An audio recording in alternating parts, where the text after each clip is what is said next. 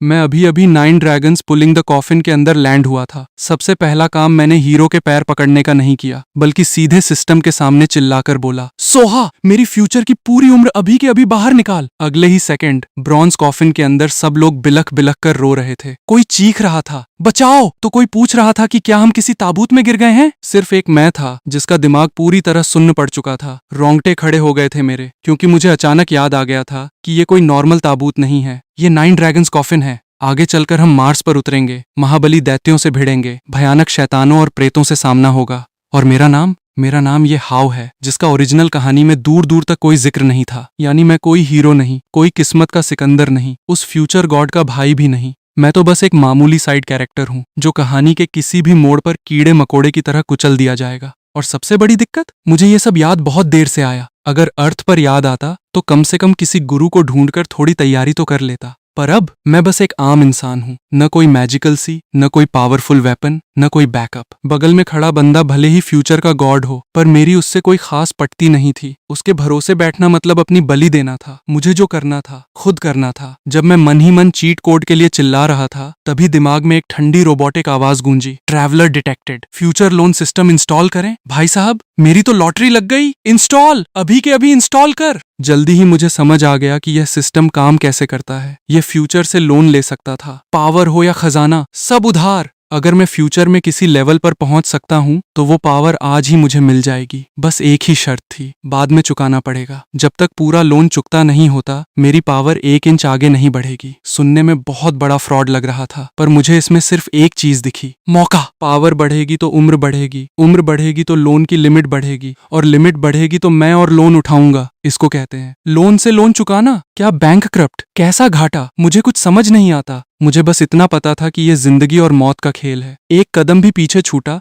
तो मार्स पर ही कब्र बन जाएगी। इसलिए बिना देर किए मैंने सिस्टम से कहा, सोहा, दिखा मुझे कि मेरी इस जिंदगी की आखिरी लिमिट क्या है। अगले ही पल वक्त की नदी मेरे सामने बहने लगी। फ्यूचर के अनगिनत रास्ते दिखने लगे। मैंने देखा कि कहीं मुझे राक्षस मार रहा है, कहीं भूत गला घोंट रहा है, तो कहीं मैं बिना लड़े ही बुढ़ापे में तड़प तड़प कर मर रहा हूँ। मैं जितना देखता, मेरा चेहरा उतना ही काला पड़ता जाता। सिस्टम, पक्का ये सब मैं ही हूँ? इतना पनौती कैसे हो सकता हूँ मैं? सिस्टम कुछ नहीं बोला। उसने उन तमाम मौतों में से सबसे लंबा रास्ता चुनकर बाहर निकाला। उस फ्यूचर में मैं किसी तरह इस ताबूत से बच निकला था। उस हीरो के पीछे पीछे घूमकर 10 साल में एक लेवल, 30 साल में दूसरा लेवल, और पूरे 100 साल डर डर कर जीने के बाद जाकर 4 सीजन्स के पहले लेवल पर पहुंचा था। 100 साल में सिर्फ इतना सुनने में कम लगता है, पर आज के इस लाचार मेरे लिए यह बहुत था। फ्यूचर की वो 100 साल पुरानी पावर सीधे मेरी बॉडी में आकर टकराई। धड़ाम, मेरी मैजिकल सी खुल गई। डिवाइन लाइट का फव्वारा फूटा, पावर्स का सैलाब आ गया। मेरी बॉडी से इतनी भयानक एनर्जी निकली कि पूरे ब्रॉन्ज कॉफिन के अंदर उजाला ही उजाला हो गया। जो क्लासमेट्स अभी तक रो रहे थे, सब के सब हक्के बक्के रह गए। कोई मेरी तरफ उंगली उठाकर कांपते हुए बोला, ये हाव, ये चमचमा क्यों रहा है? कोई डर के मारे पीछे हट गया। क्या ये कोई भूत बन गया है? बगल में खड़े दोस्त का मुंह खुला का खुला रह गया। फालतू बातें मत करो, इतनी लाइट तो सीधे भगवान बनने पर ही निकलती है। और मैं अपने हाथों को देख रहा था। बॉडी में पावर का तूफान उमड़ रहा था। छोटे बाल लंबे हो गए। मैं हवा में तैरने लगा। पैरों के नीचे डिवाइन लाइट चमक रही थी। अब मैं कोई लाचार आम इंसान नहीं रहा। इससे पहले कि वो कुछ समझ पाते, ताबूत जोर से हिला और उसका भारी दरवाजा खुल गया। बाहर सिर्फ लाल ही लाल सन्नाटा था। मार्स, हम पहुंच चुके थे। मैंने उनके संभलने का इंतजार नहीं किया, सीधे एक रेड लाइट बनकर ताबूत से बाहर कूद गया। पीछे पीछे बाकी सब भी लड़खड़ाते हुए बाहर निकले। उस धुंधले आसमान, लाल बंजर जमीन और दूर बने खंडहरों को देखकर सबके चेहरे पीले पड़ गए। ये कौन सी जगह है? क्या हम अभी भी पहाड़ पर हैं? मैं हवा में तैरते हुए ठंडे दिमाग से बोला, ये मार्स है, मंगल ग्रह। सुनते ही कुछ लोगों के घुटने टिक गए, तो कुछ रोते हुए पूछने लगे कि घर वापस कैसे जाएं। उस हीरो ने सिर उठाकर मुझे देखा। उसकी आंखों में अजीब सा शक था। ये हाव, क्या तुम वाकई वही ये हाव हो? मैं मुस्कुराया। मैं वही हूँ, बस फर्क इतना है कि अब हम किसी नॉर्मल बस में नहीं, बल्कि स्पेस की 1 वे ट्रेन में सवार हैं। एक बार शुरू हो गई तो वापस जाना नामुमकिन है। अर्थ पर लौटना है तो इतने पावरफुल बनो कि खुद स्पेस पार कर सको, या फिर मेरे काबिल होने का इंतजार करो। इतना कहकर मैंने टाइम वेस्ट नहीं किया। मुझे पता था कि आगे बने मंदिर में सबसे कीमती खजाना छिपा है, बोधि ट्री और उसके जादुई फल। मेरा टैलेंट कचरा था। 100 साल में जाकर कहीं थोड़ा सा काबिल बना था। सिर्फ लोन के भरोसे नहीं रह सकता लगता था। मुझे अपनी नींव मजबूत करनी ही थी। मैंने एक कदम बढ़ाया और सीधे उस टूटे फूटे मंदिर के पास पहुंच गया। वहां एक आधा सूखा हुआ बोधि का पेड़ खड़ा था। मैंने जरा भी रहम नहीं खाया। पेड़ पत्ते सब उठाकर अपनी मैजिकल सी के अंदर डांट लिया, फिर जमीन खोदकर उसका जादुई बीज बाहर निकाला। जैसे ही मैंने उसे हाथ में लिया, मेरा दिमाग एक धमाके के साथ खुल गया। जो मंत्र पहले समझ नहीं आते थे, जो रास्ते बंद लगते थे, सब पानी की तरह साफ हो गए। ऐसा लगा जैसे किसी खटारा ट्रैक्टर में रातों रात रॉकेट का इंजन लगा दिया गया हो। मैं धीरे से हंसा। तो ये होता है जीनियस होने का एहसास। जब तक बाकी लोग भागते हुए मंदिर पहुंचे, मैंने आंखें खोली। सिर्फ मेरी एक नजर पड़ी और उनका पूरा शोर शराबा वहीं जम गया। उनकी सारी चीख पुकार और शोर शराबा एक पल में थम गया। ये फान का दिल जोरों से धड़कने लगा। उसे एहसास हुआ कि मेरी पावर और भी ज्यादा बढ़ चुकी है। लेकिन इस वक्त मेरे दिमाग में कुछ और ही चल रहा था। उस 100 साल वाले फ्यूचर में मेरी ग्रोथ बेहद घटिया थी। सड़े हुए मंत्र, बकवास रिसोर्सेज, कमजोर नींव और संकीर्ण सोच। अब जब मुझे बोधि सीड मिल चुका था, तो मुझे उस पुरानी नाकामयाबी को हमेशा हमेशा के लिए जड़ से काट कर फेंकना था। तभी लियू युंजी से रहा नहीं गया और वह आगे आया। उसकी आंखों में हवस और लालच साफ चमक रहा था। ये हाउ, तू अचानक इतना पावरफुल कैसे बन गया? क्या हम लोग भी ऐसा कर सकते हैं? आखिर हम पुराने क्लासमेट्स हैं। तू हमें यूं मरते हुए तो नहीं देख सकता ना? ये सुनते ही बाकी लोगों की नीयत भी डगमगाने लगी। उनमें सीधे छीनने की औकात तो नहीं थी, पर वे मेरा सीक्रेट हासिल करके रातों रात राजा बनना चाहते थे। मैंने लियू युंजी को देखा और अचानक मुस्कुरा दिया। तुझे भी रातों रात भगवान बनना है? एक तरीका है। सब एकदम शांत हो गए। लियू युंजी की आंखें चमक उठीं। क्या तरीका है? मैंने पीछे मंदिर के खंडहर की तरफ इशारा किया। अंदर जा और जमीन खोद। नीचे एक ऐसा दिव्य ज्ञान छिपा है जो पूरी दुनिया को हिला देगा। अगर वो तुझे मिल गया तो तू ब्रह्मांड पर राज करेगा। बस एक छोटी सी कीमत चुकानी होगी। लियू युंजी की सांसें तेज हो गईं। कैसी कीमत? मैंने ठंडे लहजे में कहा। कुछ 1000 सालों की पुरानी यादें तेरे दिमाग में जुड़ जाएंगी। पैंगबो ने तुरंत दिमाग लगाया और चिल्लाया, अबे साले,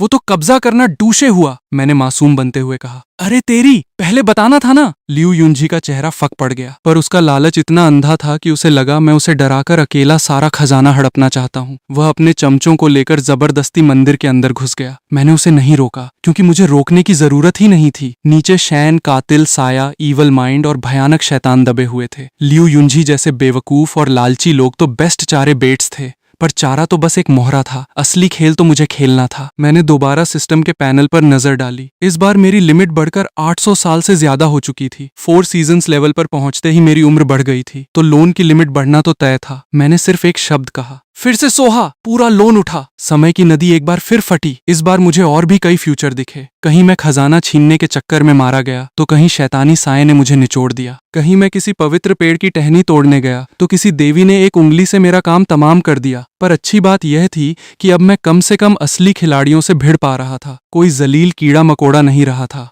आखिरकार सिस्टम ने सबसे लंबी और सेफ टाइमलाइन को लॉक कर दिया। उस फ्यूचर में बोधि सीड और अपनी मेहनत के दम पर मैंने एक बड़े आश्रम में एंट्री ली। बड़े बड़े सुरमाओं के साथ उठना बैठना शुरू किया। ये फान के साथ दोस्ती रखी और कई बड़े हादसों से बचा। पर अफसोस, मैं हीरो नहीं था। न मेरे पास कोई जादुई शरीर था, न कोई गॉड लेवल बैकअप। ये फान 5 साल में ड्रैगन लेवल पर पहुंच गया और मैं उसके पीछे भागता रहा। वह गॉड बन गया और मैं तब भी उसके पीछे ही था। सैकड़ों सालों बाद, बड़े बड़े ग्रंथों का ज्ञान हासिल करने के बाद, मैं आखिरकार सेंट बनने की दहलीज पर पहुंच पाया। अगले ही सेकंड वो 800 साल पुरानी फ्यूचर की ताकत मेरी बॉडी में आ समाई। धड़ाका हुआ। मेरी रीढ़ की हड्डी में पावर का भयानक ड्रैगन जागा। मेरी आत्मा एकदम ठोस हो गई। समंदर जैसी बेहिसाब डिवाइन एनर्जी मेरी बॉडी से उबलने लगी। जो लोग भागकर कॉफिन की तरफ जा रहे थे, वे झटके से पीछे मुड़े। उनके सामने एक चमचमाता सूरज उग रहा था और मैं उस सूरज के ठीक बीचों बीच खड़ा था। हवा मेरी पावर का दबाव झेल नहीं पा रही थी। सबकी रूह कांप गई। ऐसा लगा जैसे सामने कोई साक्षात गॉड किंग खड़ा हो।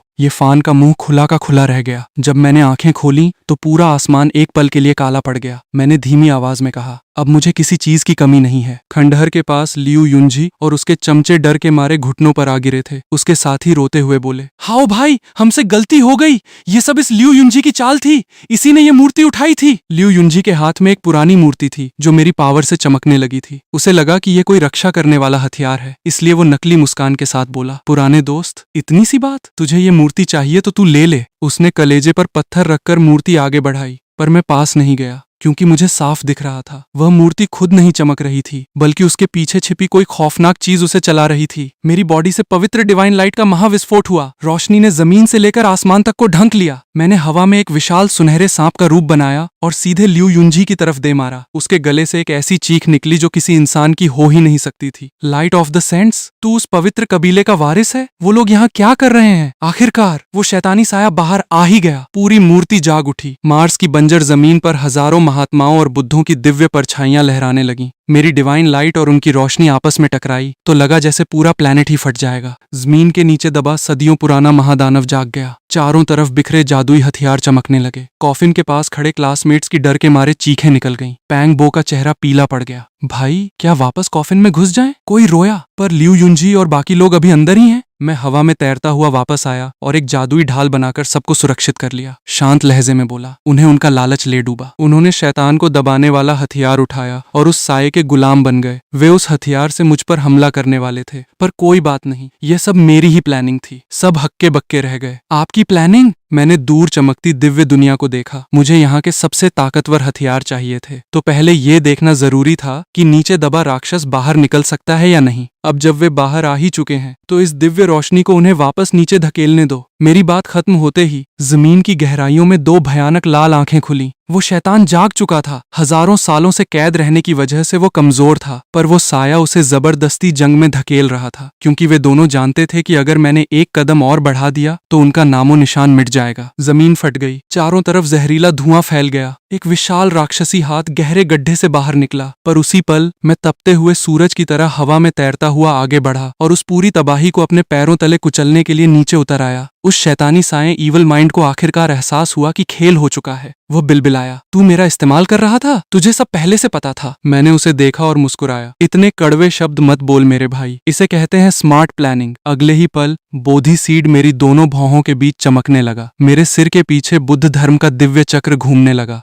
और आसपास फैले तमाम प्राचीन हथियार मुझसे जुड़ गए। मैंने आसमान की तरफ हाथ उठाया। एक बैंगनी क्रिस्टल की गदा, पर्पल क्रिस्टल पेस्टले, मेरी हथेली में आ खड़ी हुई। उससे इतनी भयानक रोशनी और ताकत निकली कि पूरा ब्रह्मांड थर्रा उठा। जो मंदिर का इलाका अभी तक मुझे रिजेक्ट कर रहा था, उसने एक सेकंड में मुझे अपना लिया और मेरी पावर को 10 गुना बढ़ा दिया। शैतानी साया पागलों की तरह चीखा, सुप्रीम वेपन, बैंगनी गदा। फिर उसे झटके से एहसास हुआ, नहीं, ये असली नहीं है, ये तेरी जादुई कला डाउजीमी का कमाल है। सही पकड़ा था उसने। यह कोई असली सुप्रीम वेपन नहीं था, पर मेरी किंग लेवल की पावर, मंदिर के महाचक्र और इन तमाम जादुई हथियारों के सपोर्ट के साथ यह हमला किसी भगवान के वार से कम नहीं था। मैंने उस गदा को घुमाया और गड्ढे से आधा बाहर निकले उस खौफनाक शैतान पर सीधे दे मारा। शैतान दहाड़ा। उसने अपनी बची कुची पूरी ताकत झोंक दी, पर व्यर्थ। सदियों की कैद और महाचक्र की मार ने उसे पहले ही खोखला कर दिया था। मेरी बैंगनी गदा सीधे जाकर उसकी आधी बॉडी पर पड़ी और उसे चूर चूर कर दिया। शैतान दर्द से करा उठा, पर मैं रुका नहीं।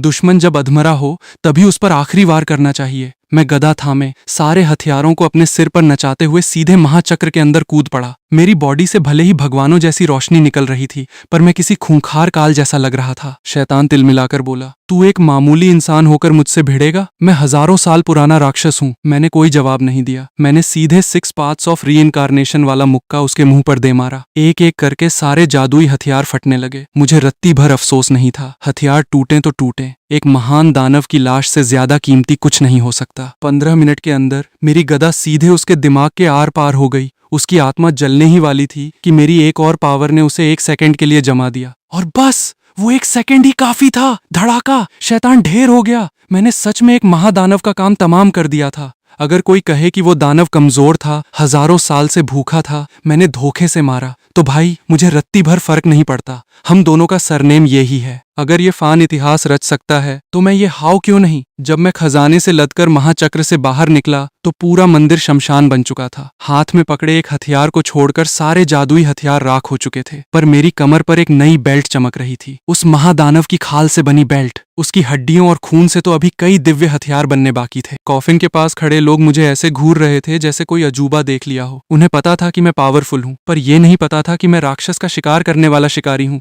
मैंने पूछा, लियू युंजी और उसके चमचे वापस आए? ये फान ने सिर हिलाया। नहीं, कोई नहीं दिखा। मैंने भौहें सिकोड़ी और अपनी स्पिरिचुअल नजर दूर दूर तक दौड़ाई। पर वे कहीं नहीं मिले। लगता है वो शैतानी साया उन सबको लेकर कहीं छुप गया था। मुझे लगा था कि वह इस कॉफिन में छुपकर हमारे साथ चलेगा, पर वह भाग निकला। खैर छोड़ो, इस टाइमलाइन का सबसे बड़ा तूफान तो अब मैं खुद था। मैंने और टाइम वेस्ट नहीं किया। दानव का जहरीला खून निकालकर महावेदी में डाल दिया। वेदी के सारे मंत्र जाग उठे और 9 ड्रैगन्स कॉफिन दोबारा जोर जोर से हिलने लगा। उसकी जादुई खींच मुझे अंदर खींचने लगी, पर अब मेरे पास इतनी पावर थी कि मैं उस खिंचाव को आसानी से झेल सकता था। मैंने मार्स की उस काली बंजर जमीन को आखिरी बार देखा। उस अंधेरे में अभी कई राज दबे थे और एक ऐसा बूढ़ा शैतान भी था जिससे अभी पंगा लेना सही नहीं था। मैंने बुदबुदाया, मैं वापस आऊंगा बहुत जल्द। इसके बाद मैं रोशनी का गोला बनकर कॉफिन के अंदर कूद गया। भारी ताबूत बंद हो गया और हमारी यात्रा फिर शुरू हो गई। पीछे अंधेरे में छिपे उस शैतानी साये ने राहत की सांस ली। उसने लियू युंजी और उसके कांपते हुए साथियों को देखा और शैतानी हंसी हंसा।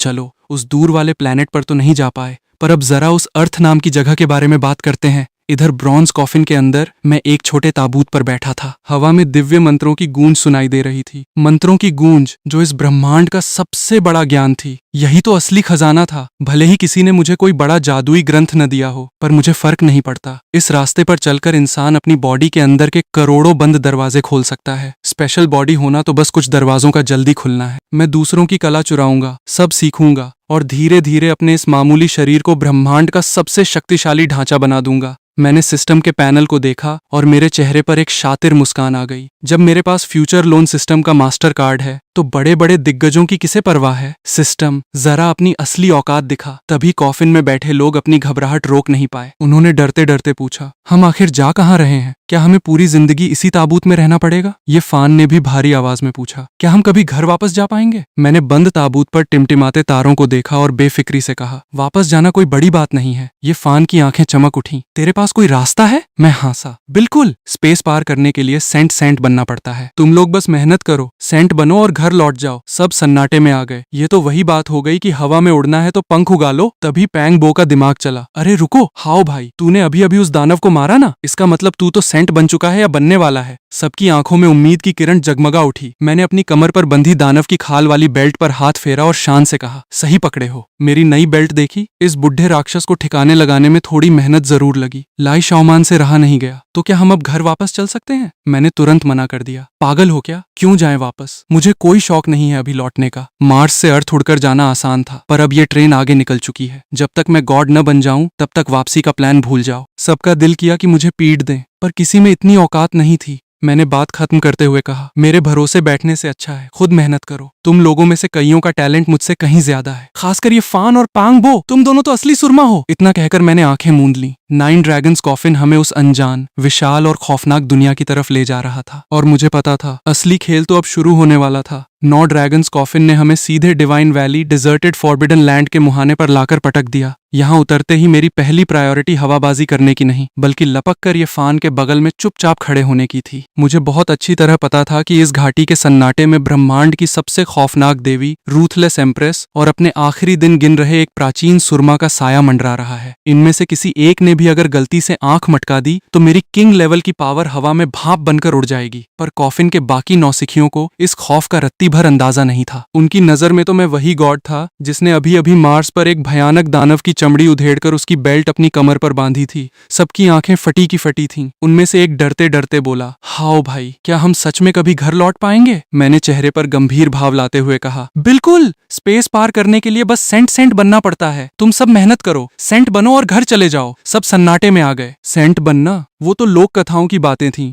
पर फिर उन्होंने मेरी तरफ देखा, जो कल तक उन्हीं की तरह साधारण इंसान था और आज एक झटके में किंग लेवल पर बैठकर महादानव का शिकार कर रहा था। उन्हें लगा कि जब हाओ भाई चुटकी बजाकर यहाँ तक पहुंच सकते हैं तो सेंट बनना कौन सी बड़ी बात है। ये फान की आंखों में चमक आ गई और पैंग बो की छाती चौड़ी हो गई। मैंने लोहा गर्म देखकर हथौड़ा मार दिया। पैंग बो, तेरे खून में प्राचीन राक्षसी राजघरानों का डीएनए, डीमन एम्परर ब्लड दौड़ रहा है। अगर तूने सही ट्रेनिंग ली तो तू तबाही मचा देगा। और ये फान, तेरी बॉडी साधारण नहीं है। तू god level body, sacred body of ancients लेकर पैदा हुआ है। अगर तू पूरा खिल गया तो ब्रह्मांड का कोई भी भगवान तेरे आगे टिक नहीं पाएगा। भले ही आज का माहौल थोड़ा खराब हो, पर थोड़ा टाइम देकर तू सेंट क्या, सीधे गॉड बनेगा। फ्यूचर तुम्हारा ही है। ये सुनते ही सबका सीना गर्व से फूल गया। उन्हें लगा कि मैं कोई ज्ञानी महात्मा बनकर उनका मार्गदर्शन कर रहा हूँ, पर असलियत यह थी कि मैं शुद्ध बकवास गैसलाइटिंग कर रहा था। मुझे बस इतना चाहिए था कि ये सब हिम्मत न हारें और ये फान का दामन थामकर इस खौफनाक घाटी के अंदर तक कदम रखें। जितने ज्यादा लोग ये फान के आसपास रहेंगे, अंदर बैठी वो देवी अपने भाई की शक्ल वाले ये फान का ध्यान रखकर हम पर दया दृष्टि बनाए रखेगी। मुझे बस ये फान की टीम का सबसे वफादार चमचा बने रहना था। पर सिर्फ हवाबाजी से काम नहीं चलने वाला था। मैंने जेब से वो चमचमाता बोधी सीड निकाला और सीधे ये फान की तरफ उछाल दिया। छोटे भाई, ये छोटा सा तोहफा मेरी तरफ से रख लेफ्टिनेंट। आगे चलकर बस अपने इस भाई का ध्यान रखना। जैसे ही बोधी सीड ये फान की हथेली में गिरा, उसमें से हल्की रोशनी निकली और वह एक पल के लिए ध्यान में खो गया। जब उसने आंखें खोली तो उसकी नजर में मेरे लिए इज्जत 10 गुना बढ़ चुकी थी। हाओ भाई, आप बेफिक्र रहो। बाकी क्लासमेट्स तो मुझे किसी देवता का अवतार मानने लगे। उन्हें लगा कि मैं कितना दयालु और बड़ा दिल इंसान हूँ। केवल मुझे पता था कि मैं अपनी जान की भीख मांग रहा था। टाइमलाइन के बाहर बैठा मैं भले ही ऐश कर रहा हूँ, पर इस टाइमलाइन वाले मुझे तो एक एक पल का दर्द सहना पड़ रहा है और ऊपर से अंदर बैठी उस देवी से रिश्ते बिगाड़ लिए तो मेरी अर्थी उठना तय था। तभी कॉफिन जोर से हिला, उसका भारी ढक्कन हटा और बाहर की तेज रोशनी अंदर आई। सब चिल्लाते हुए बाहर भागे। नई दुनिया, जादुई दुनिया, हम ब्रह्मांड पार करके आए हैं, हम इतिहास रचेंगे। एक बेवकूफ तो यहाँ तक चिल्ला दिया, क्या मैं भी भगवान बन सकता हूँ? ये फान ने भी गहरी सांस ली। मुझे बड़ी बातें नहीं करनी, बस 10 साल में सेंट बनकर घर लौटना है। उसकी बात सुनकर मेरी हंसी छूटते छूटते बची। पर मुझसे ज्यादा जिस चीज की हवा टाइट हुई वो थी घाटी के सबसे गहरे अंधेरे में बैठी वो जंजीरों में जकड़ी खौफनाक परछाई। जंजीर में बंधे उस बूढ़े सुरमा ने मन ही मन सोचा, इस जमाने का गॉड बॉय इतना ओवर कॉन्फिडेंट है, इसमें ऐसा भी क्या खास है? अच्छा, शायद साथ में खड़े इस किंग लेवल लड़के की वजह से इतना उड़ रहा है। उसी पल सालों से बेहोश पड़ी उस देवी की सफेद परछाई भी एक सेकंड के लिए जागी। उसने सीधे ये फान को देखा और फिर उसकी तिरछी नजर सीधे मेरे ऊपर पड़ी। बाप रे, उस एक नजर से ही मेरी रीढ़ की हड्डी में बर्फ जम गई। लगभग हाफ सेंट लेवल पर पहुंचने के बाद भी मुझे पहली बार एहसास हुआ कि मैं किसी महादानव के अंगूठे के नीचे दबी एक मामूली चींटी हूँ। जब से कॉफिन में आया था मैंने कभी किसी के आगे सिर नहीं झुकाया था, पर आज मेरी सिट्टी पिट्टी पूरी तरह गुम हो चुकी थी। मैंने मन ही मन गाली दी, ये बूढ़े बूढ़ी दिन रात गुफाओं में सड़ते रहते हैं, ब्रह्मांड का विकास क्या खाक करेंगे। पर गाली अपनी जगह थी और जान बचाना अपनी जगह। मैं बिल्कुल भीगी बिल्ली बनकर ये फान के कंधे से कंधा मिलाकर खड़ा हो गया। न ज्यादा उड़ना, न ज्यादा बोलना, बस चुपचाप ऑपोजिट साइड का हीरो बनकर टहलना। और मेरी इस चापलूसी का फल मुझे तुरंत मिल गया। जब सब तितर बितर होकर जगह जगह भटकने लगे तो मैं ये फान के पीछे पीछे चिपका रहा। थोड़ी ही देर में उसे एक अजीब सा जादुई पेड़ दिखा जिस पर चमचमाते अमर फल डिवाइन लाइफ फ्रूट्स लगे थे और बगल में एक पवित्र कुआं था। ये फान की आंखें चमक उठी। हाओ भाई, देखना जरा, क्या ये कोई काम की चीज है? मैंने उस अमर पेड़ की टहनी को देखा तो अंदर ही अंदर बाँछें खिल गईं, पर बाहर से चेहरे पर गंभीरता लाते हुए बोला, काम की चीज? अरे भाई, ये तो वो फल है जिसके लिए बड़े बड़े सुरमा अपनी सल्तनत लुटा दें। पर याद रखो, ये खौफनाक घाटी है। यहाँ बिना मालिक के इतनी बड़ी चीज नहीं मिलती। हम सिर्फ इसलिए बचे हैं क्योंकि कॉफिन की पावर ने यहाँ के खतरे को दबा रखा है। फल उठाओ और रफू चक्कर हो जाओ। पांगबो ने धीरे से पूछा, तो भाई तोड़ लें? मैंने उसे घूरा। अबे ढोर, यहाँ तक आ गए हैं तो पूछ क्या रहा है? तोड़ो। तुम नहीं तोड़ोगे तो मेरा नंबर कैसे आएगा? हम तीनों चुपके से पेड़ के पास पहुंचे। भगवान का शुक्र था कि घाटी के मालिक ने कोई हमला नहीं किया। मैंने फटाफट 13 चमचमाते अमर फल तोड़े। 5 फल ये फान को दिए, 5 फल पांगबो को थमाए और अपने पास सिर्फ 3 फल रखे। ये कोई मेरी दरियादिली नहीं थी, ना ही मुझे त्याग करने का शौक था। असल बात यह थी कि वो खौफनाक नजर अभी भी मेरी पीठ पर गड़ी हुई थी। मेरी हिम्मत ही नहीं हुई कि मैं एक भी फल ज्यादा उठा सकूं। पर ये फान और पैंगबो को इस खौफ का रत्ती भर अंदाजा नहीं था। मुझे सिर्फ 3 फल रखते देखकर वे भावुक हो गए। ये फान बोला, हाओ भाई, आपकी पावर सबसे ज्यादा है, आगे हमें आपकी ही जरूरत पड़ेगी। आप सबसे कम फल कैसे रख सकते हो? पैंगबो ने भी अपने फल मेरी तरफ खिसका दिए। हाँ भाई, अमीरी आए तो एक दूसरे को मत भूलना,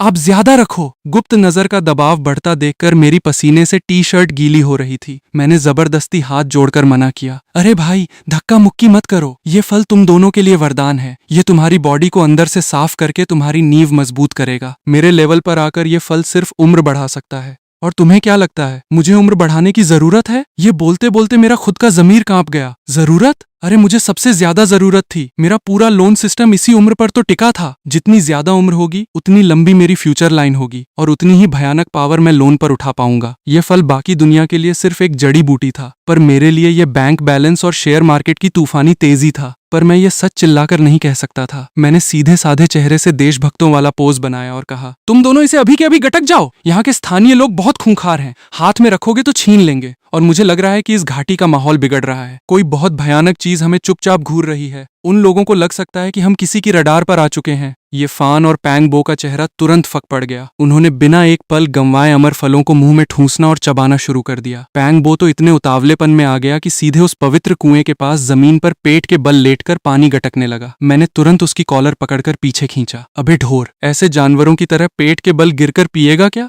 थोड़ी तो इज्जत रख अपनी। मैंने झटपट अपनी जेब से 3 छोटे कटोरे निकाले, जो साधारण कटोरे नहीं थे बल्कि उस राक्षस की हड्डियों से तराशे गए थे। मैंने कुएं का लगभग सारा जादुई पानी उसमें समेट लिया, यहाँ तक कि नीचे की थोड़ी सी मिट्टी भी खुरच कर रख ली। आधा पानी उन दोनों को छकाकर पिलाया और बाकी बचा हुआ अपने पास सुरक्षित रख लिया। पंग बो उस चमचमाते कटोरे को लालची नजरों से घूर रहा था। मैंने बेफिक्री से कहा, देख क्या रहा है? बाद में ये कटोरा तेरा ही है। ये उस महादानव की हड्डी से बना है। भले ही ये उसकी बॉडी का सबसे कीमती हिस्सा न हो, फिर भी किसी आम राजा महाराजा के हथियार से कहीं ज्यादा मजबूत है। पांग बो को आधी बातें समझ नहीं आई, पर ये फान सोच में पड़ गया। हाओ भाई, इतने सारे अमर फल और जादुई पानी पीने के बाद भी हमारी बॉडी में कोई खास हलचल क्यों नहीं हो रही? मैंने शांति से समझाया, तुम दोनों ने अभी तक ट्रेनिंग कल्टीवेशन शुरू नहीं की है। इस दवा का असर तुम्हारी बॉडी के अंदर जम गया है। जैसे जैसे तुम आगे सीखोगे, यह असर धीरे धीरे बाहर आएगा। हर कोई मेरी तरह चुटकी बजाते ही आसमान में उड़ने वाला गॉड नहीं बन सकता। वे दोनों थोड़े उदास हुए, पर मेरी नजरें तो कहीं और ही टिकी थीं, दूर दिखती उन विशाल पहाड़ियों की चोटियों पर। अमर फल और जादुई पानी तो हाथ लग चुका था, यानी भविष्य में सेंट बनने का काम तो पक्का था। पर मेरा पेट इतने से कहाँ भरने वाला था? जब इस अमर पेड़ की सिर्फ एक छोटी सी टहनी से मेरी उम्र और लोन की लिमिट इतनी बढ़ सकती है, तो सोचो अगर मुझे वो पूरा अमर महावृक्ष 9 डिवाइन प्लांट्स मिल जाए तो क्या होगा?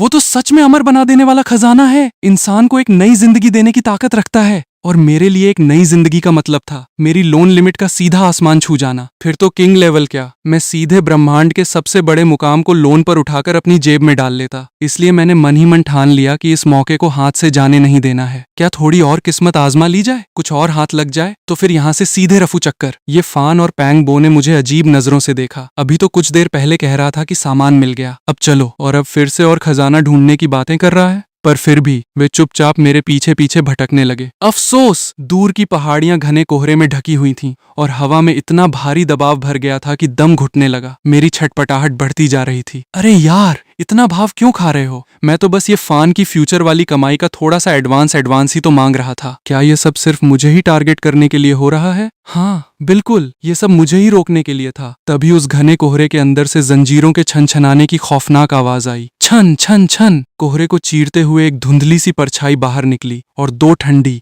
बेजान आंखें सीधे मुझ पर टिक गईं। मेरी तो सिट्टी पिट्टी गुम हो गई। ये वही पवित्र सुंदरी हेवनली मेडन थी। पिछली टाइमलाइन में इसी औरत ने अपनी एक उंगली से मेरी खोपड़ी में छेद कर दिया था। उसे देखते ही मेरे माथे में दर्द का झटका महसूस होने लगा। ये फान और पैंग बो का भी पसीना छूट गया। पैंग बो हकलाते हुए बोला, हाओ भाई, बेहतर होगा कि हम यहाँ से 9-2-11 हो जाएं। नीचे से कोई बहुत खौफनाक चीज बाहर आ रही है। मैंने उस धीरे धीरे पास आती सुंदरी को देखा और मेरा चेहरा पीला पड़ गया। यह उस मार्स वाले दानव जैसी कमजोर नहीं थी। वह दानव हजारों सालों से भूखा प्यासा था, इसलिए मैंने उसे छल से ठिकाने लगा दिया। पर यह सुंदरी, ये भले ही एक कठपुतली बन चुकी थी, पर इसकी पावर अभी भी अपने चरम पीक पर थी। अगर सच में भिड़ंत हो गई तो ये मुझे 1 सेकंड में 9 बार मार सकती थी। जरूर, मैं यहाँ अपनी जान गंवाने नहीं आया था। भागना तो तय था, पर खाली हाथ भागना मुझे बिल्कुल मंजूर नहीं था। अगर इस बार ये अमर पौधा छूट गया तो दोबारा इतना बड़ा मौका कहाँ मिलेगा? फिर तो मुझे ड्रैगन के घोंसले या कुनलुन के पहाड़ों जैसी मौत की गुफाओं में भटकना पड़ेगा। और जब तक ये फान दोबारा यहाँ आएगा, तब तक तो या तो मैं बुढ़ापे से मर जाऊंगा या फिर मेरे इस लोन का बैंकक्रप्ट सिस्टम मुझे जिंदा गाड़ देगा। मुझे हर कदम पर अपनी पावर का मीटर खींच कर रखना था। अगर मेरा लेवल किसी एक जगह अटक गया तो लोन का ब्याज ही मेरी कब्र खोद देगा। मुझे जल्द से जल्द किनारे पहुंचना था। इस खौफनाक ब्रह्मांड में सुरक्षित रहने का एक ही तरीका था, दुनिया का सबसे बड़ा राक्षस बनना। इसलिए मैंने बिना 1 सेकंड गंवाए झटपट 2 अमर फल मुंह में ठूंसे और जादुई पानी की एक बड़ी घूंट गटक ली। फल पेट में जाते ही दैव अमृत का धमाका हुआ। मेरी उम्र का मीटर तेजी से ऊपर भागने लगा। सिस्टम का पैनल तुरंत बदला। बचा हुआ लोन बैलेंस 3062 साल, 4062 साल। मेरी आंखें चमक उठी। सीधे 1000 साल की बढ़ोतरी। अब आया ना ऊंट पहाड़ के नीचे। मैंने मन ही मन सिस्टम को हुक्म दिया, मेरी पूरी फ्यूचर लिमिट झाड़कर बाहर निकाल। 4000 सालों का लोन। सोहा, ये अब तक का सबसे बड़ा और खतरनाक दांव था। मुझे पता था कि इससे घाटी के गहरे अंधेरे में बैठे महासुरमा जाग जाएंगे, पर अब पानी सिर से ऊपर जा चुका था। मैं इस दुनिया में छुप छुप कर बिल्ली का खेल नहीं खेल सकता था। जब यहाँ तक आ ही गया हूँ तो क्यों न एक बार पूरी पावर लोन पर उठाकर पहले जिंदगी का असली मजा ले लूं। अगले ही पल वक्त की नदी एक बार फिर फटी। फ्यूचर के अनगिनत रास्ते मेरे सामने नाचने लगे। मैंने देखा कि किसी रास्ते पर मैं बाकी पहाड़ियों पर जबरदस्ती चढ़ा तो उस सुंदरी ने एक उंगली से मेरा माथा फोड़ दिया। कहीं मैंने अपनी जादुई बिजली से उसे दबाने की कोशिश की तो घाटी के बाकी राक्षसों ने मिलकर मुझे कीमा बना दिया। यहाँ तक कि जब मैंने अपना सुप्रीम वेपन निकाला तब भी हवा की एक मामूली लहर ने मुझे कचरा बना दिया। चीटिंग! ये तो साफ साफ चीटिंग है। पर एक अच्छी खबर भी थी। मैं चाहे कितनी भी बेवकूफियां करूं, इन तमाम फ्यूचर की लाइनों में मेरी जान नहीं जा रही थी। ज्यादा से ज्यादा मुझे कूटकर मेरी पावर छीनकर घाटी से बाहर फेंक दिया जा रहा था। मुझे तुरंत खेल समझ आ गया। ये फान का हीरो वाला कवर शील्ड था। जब तक मैं सीमा पार नहीं करता तब तक अंदर बैठी वो देवी मुझे जान से नहीं मारेगी। आखिरकार मैंने ये फान को बोधि सीड दिया था, उसे अमर फल खिलाए थे और उसकी हर बात में वफादारी दिखाई थी। मेरी चापलूसी काम आ रही थी। पर समस्या यह थी कि वे मुझे बाकी अमर पौधे छूने भी नहीं दे रहे थे। मैं मन ही मन कुढ़ कर रह गया। इतने फ्यूचर दांव पर लगाने के बाद भी मैं इस हीरो से मुकाबला नहीं कर पा रहा था। तभी उन तमाम फ्यूचर की धुंध में से एक सबसे चौड़ी और दूर तक जाती टाइमलाइन उभरी। उस फ्यूचर में मैंने भागने के बजाय उस सुंदरी का सामना किया था। उस जंग के खौफनाक दबाव में मैंने अपनी पावर के सारे दरवाजे तोड़ डाले और सीधे हाफ सेंट के पायदान पर कदम रख दिया। आसमान से बिजली का तूफान उतरा। मैंने उस सुंदरी की मार सहते हुए इस घाटी के गुप्त ज्ञान को समझा और उसे अपनी पावर में ढालकर अपना खुद का महामंत्र तैयार किया। बदन जोड़ महाग्रंथ बॉडी रिपेयर सूत्रा। ये मंत्र शरीर के अंदर दबे करोड़ों दरवाजों को खोलकर इंसान की मामूली बॉडी को धीरे धीरे ब्रह्मांड के सबसे पावरफुल ढांचे में बदल देता है। पर सिर्फ शरीर सुधारना काफी नहीं था।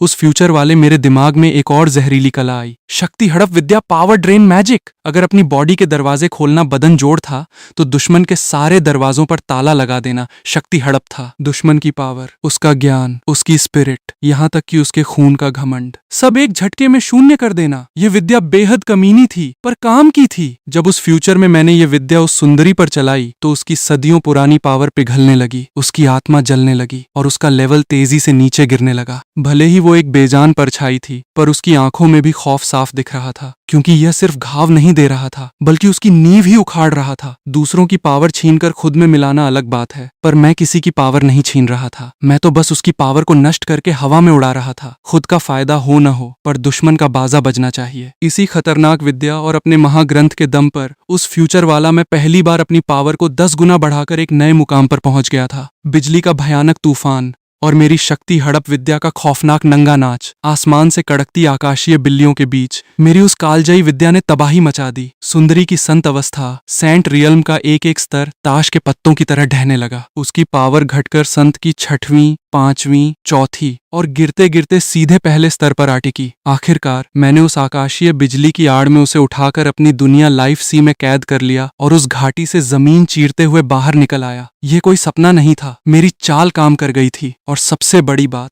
मेरी इस कला ने उसकी बची हुई उम्र को निगलने वाले श्राप को भी काट दिया था। अब वह बाहर निकलने पर तुरंत राख में तब्दील नहीं होने वाली थी। उसके पास जो थोड़ी बहुत जिंदगी बची थी वह मेरे काम के लिए काफी थी। मैंने उस टाइमलाइन के मंजर से आंखें खोली और मन ही मन मुस्कुराया। बस यही फ्यूचर मुझे चाहिए। वास्तविक दुनिया में ये फान और पैंगबो अभी भी मेरे आगे ढाल बनकर खड़े थे। सुंदरी कदम दर कदम हमारे पास आ रही थी। उसकी आंखें बेहद खूबसूरत थीं, पर उनमें जिंदगी का नामो निशान नहीं था, जैसे 6000 साल पुरानी कोई चलती फिरती लाश। ये फान ने घूंसा भींचते हुए गहरी आवाज में कहा, मामला गड़बड़ है, ये चीज नॉर्मल नहीं लग रही। घाटी की गहराइयों में बैठा वो बूढ़ा महायोद्धा एम्परर बॉडी मन ही मन बुदबुदाया, बहुत देर हो चुकी है, ये लड़का इस सुंदरी का एक वार भी नहीं झेल पाएगा। पर जैसे ही वो मेरी मदद के लिए हाथ उठाने वाला था, मेरी पूरी बॉडी अचानक सूरज की तरह चमक उठी। समय की महान नदी गर्जना करती हुई वापस आई। 4000 सालों के उस महान फ्यूचर की पूरी ताकत सीधे मेरे शरीर के अंदर समा गई। मैंने धीरे से आंखें खोली। ठीक उसी पल आसमान का सीना चीरते हुए कड़कड़ाती बिजली की गूंज उठी। हाफ सेंट का आकाशीय तूफान, हाफ सेंट ट्रिबुलेशन आ पहुंचा था। मैंने अपने ठीक सामने खड़ी सुंदरी के बेजान चेहरे को देखा और मेरे होठों पर एक ठंडी कातिलाना मुस्कान तैर गई। अरे ओ मेरी पुरानी दुश्मन, पिछली बार तूने जो मेरी खोपड़ी में उंगली ठोकी थी ना, आज उसका पूरा हिसाब किताब चुकता होगा। जैसे ही बिजली की पहली लकीर जमीन पर गिरी, सबको लगा कि मैं अपनी जान बचाने के लिए हाथ पांव मार रहा हूँ, पर सिर्फ मुझे पता था मैं यहाँ सिर्फ अपना लेवल बढ़ाने नहीं आया था। मैं तो इस सुंदरी को घसीट कर अपने साथ ले जाने आया था। इसके पीछे 2 साफ वजहें थीं। मुझे इस पाताल घाटी की रहस्यमयी ताकतों का निचोड़ समझना था, और दूसरी बात, मेरा दिमाग खराब हो चुका था। जब मैं उस महान देवी एम्प्रेस का कुछ उखाड़ नहीं सकता था, तो क्या इस कठपुतली की धुनाई भी नहीं कर सकता था? पिछली टाइमलाइन में बड़े शेखी से मेरी खोपड़ी फोड़ी थी ना, इस जन्म में तेरी पूरी हेकड़ी निकालूंगा।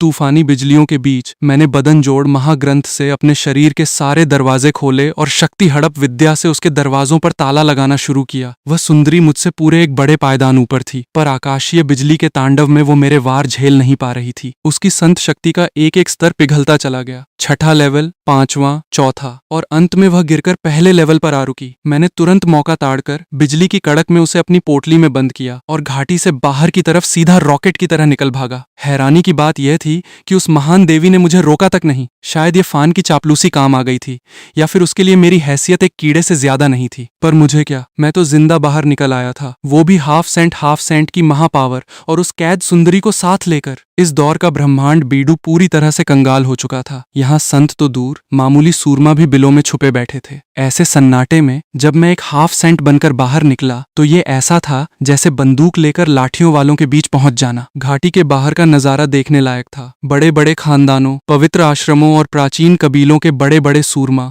जो कल तक आसमान में उड़ते थे, आज मेरे कदमों में सिर झुकाए खड़े थे। वे मुझे मारने नहीं आए थे, वे मेरे सामने घुटने टेककर मेरा आशीर्वाद लेने आए थे। मेरे साथ आए दोस्तों का भी किस्मत का ताला खुल गया। हालांकि घाटी से निकलने के कारण कई लोग बूढ़े हो चुके थे और ये फान तथा पैंगबो फिर से छोटे बच्चे बन गए थे, पर किसी भी सूरमा की यह हिम्मत नहीं हुई कि उनसे पूछे कि उन्होंने अंदर क्या खाया था। सबको पता था कि इन बच्चों के पीछे वह दानव खड़ा है जो अभी अभी मौत की घाटी से खेलकर बाहर निकला है। मैंने अपने सभी साथियों को लिंगशु आश्रम, लिंगशु केव में सुरक्षित ठिकाना दे दिया। चलने से पहले मैंने ये फान और पैंगबो को शराब और जुए के कुछ दिव्य रहस्य सिखाए और हाथ जोड़कर एक वादा किया, जिस दिन मैं पूरा संत सेंट बन जाऊंगा उस दिन तुम दोनों को वापस तुम्हारी धरती अर्थ पर घुमाने ले चलूंगा। ये फान की आंखें चमक उठी। उसे लगा कि मेरी स्पीड देखकर मैं बहुत जल्द संत बन जाऊंगा, पर मुझे अंदर से पता था कि लोन की ताकत उठाकर उड़ना अलग बात है और खुद की काबिलियत से आगे बढ़ना अलग। आश्रम से निकलने के बाद मेरी पहली मंजिल थी प्राचीन सम्राट का मकबरा, ग्रीन एम्परर्स टूम्ब। वहां पहुंचते ही मैंने अपनी हाफ सेंट पावर का ऐसा रौब दिखाया कि सारे बड़े बड़े सूरमा थर थर कांपने लगे। मैंने सम्राट का महा हथियार, एम्परर वेपन और उसका अमर दिल झपट लिया और लगे हाथ एक शक्तिशाली कबीले के साथ हाथ मिला लिया। अब तो मेरी पौ 12 थी, हाफ सेंट का रुतबा, हाथ में सम्राट का महा हथियार। अब इस दुनिया में मुझसे पंगा लेने की हिम्मत किसमें थी?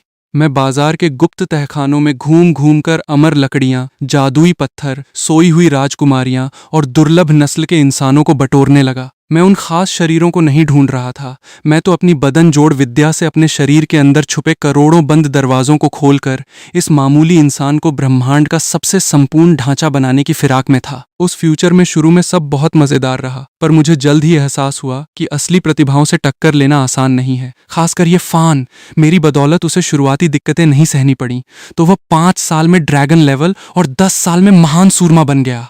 पर दुख की बात यह थी कि मेरी छत्रछाया की वजह से उसकी लाइफ से असली मौत का डर गायब हो गया था, जिससे आगे चलकर उसकी ग्रोथ सुस्त पड़ने लगी। अरे भाई, जब साथ में सम्राट के हथियार वाला बेफिक्र और कालजयी हाफ सेंट दोस्त घूम रहा हो तो दुनिया में किसकी हिम्मत थी कि ये फान को आंख उठाकर भी देख ले। लोग उसे देखते ही चेहरे पर शिकने लाकर मीठी मुस्कान के साथ ये छोटे भाई कहते फिरते थे। और सबसे बड़ा पंगा ये हुआ कि मैंने उससे घर वापस ले जाने का वादा किया था, इसलिए वह कसम खाकर बैठ गया कि जब तक घर नहीं लौटता किसी लड़की से दिल नहीं लगाएगा और ना ही इस दुनिया को अपना घर मानेगा। 10 साल और बीत गए, ये फान महासूरमा बन गया, पर मैं अभी भी संत सेंट नहीं बन पाया था। उसकी आंखों में मेरे लिए चिंता बढ़ने लगी। अंत में मैंने एक पवित्र आश्रम में लगातार 49 सालों तक तपस्या की और अपनी विद्या से कई दरवाजे खोलकर आखिरकार संत का दर्जा हासिल किया। स्पीड गॉड लेवल थी, पर मेरे लालच के हिसाब से बहुत कम थी। फिर मैं ये फान को लेकर वापस धरती अर्थ गया। 15 साल बहुत लंबा वक्त नहीं होता, पर दुनिया बदल चुकी थी। उसके माता पिता बूढ़े हो चुके थे और उसकी पुरानी प्रेमिका किसी और बच्चे की माँ बन चुकी थी। ये फान अपनी कमी पर रोया और मेरे और उसके बीच एक अनकही दूरी आ गई। भले ही उसने मुझे मुंह पर कुछ नहीं कहा, क्योंकि मैंने उसे समय रहते माँ बाप से मिलवा दिया था,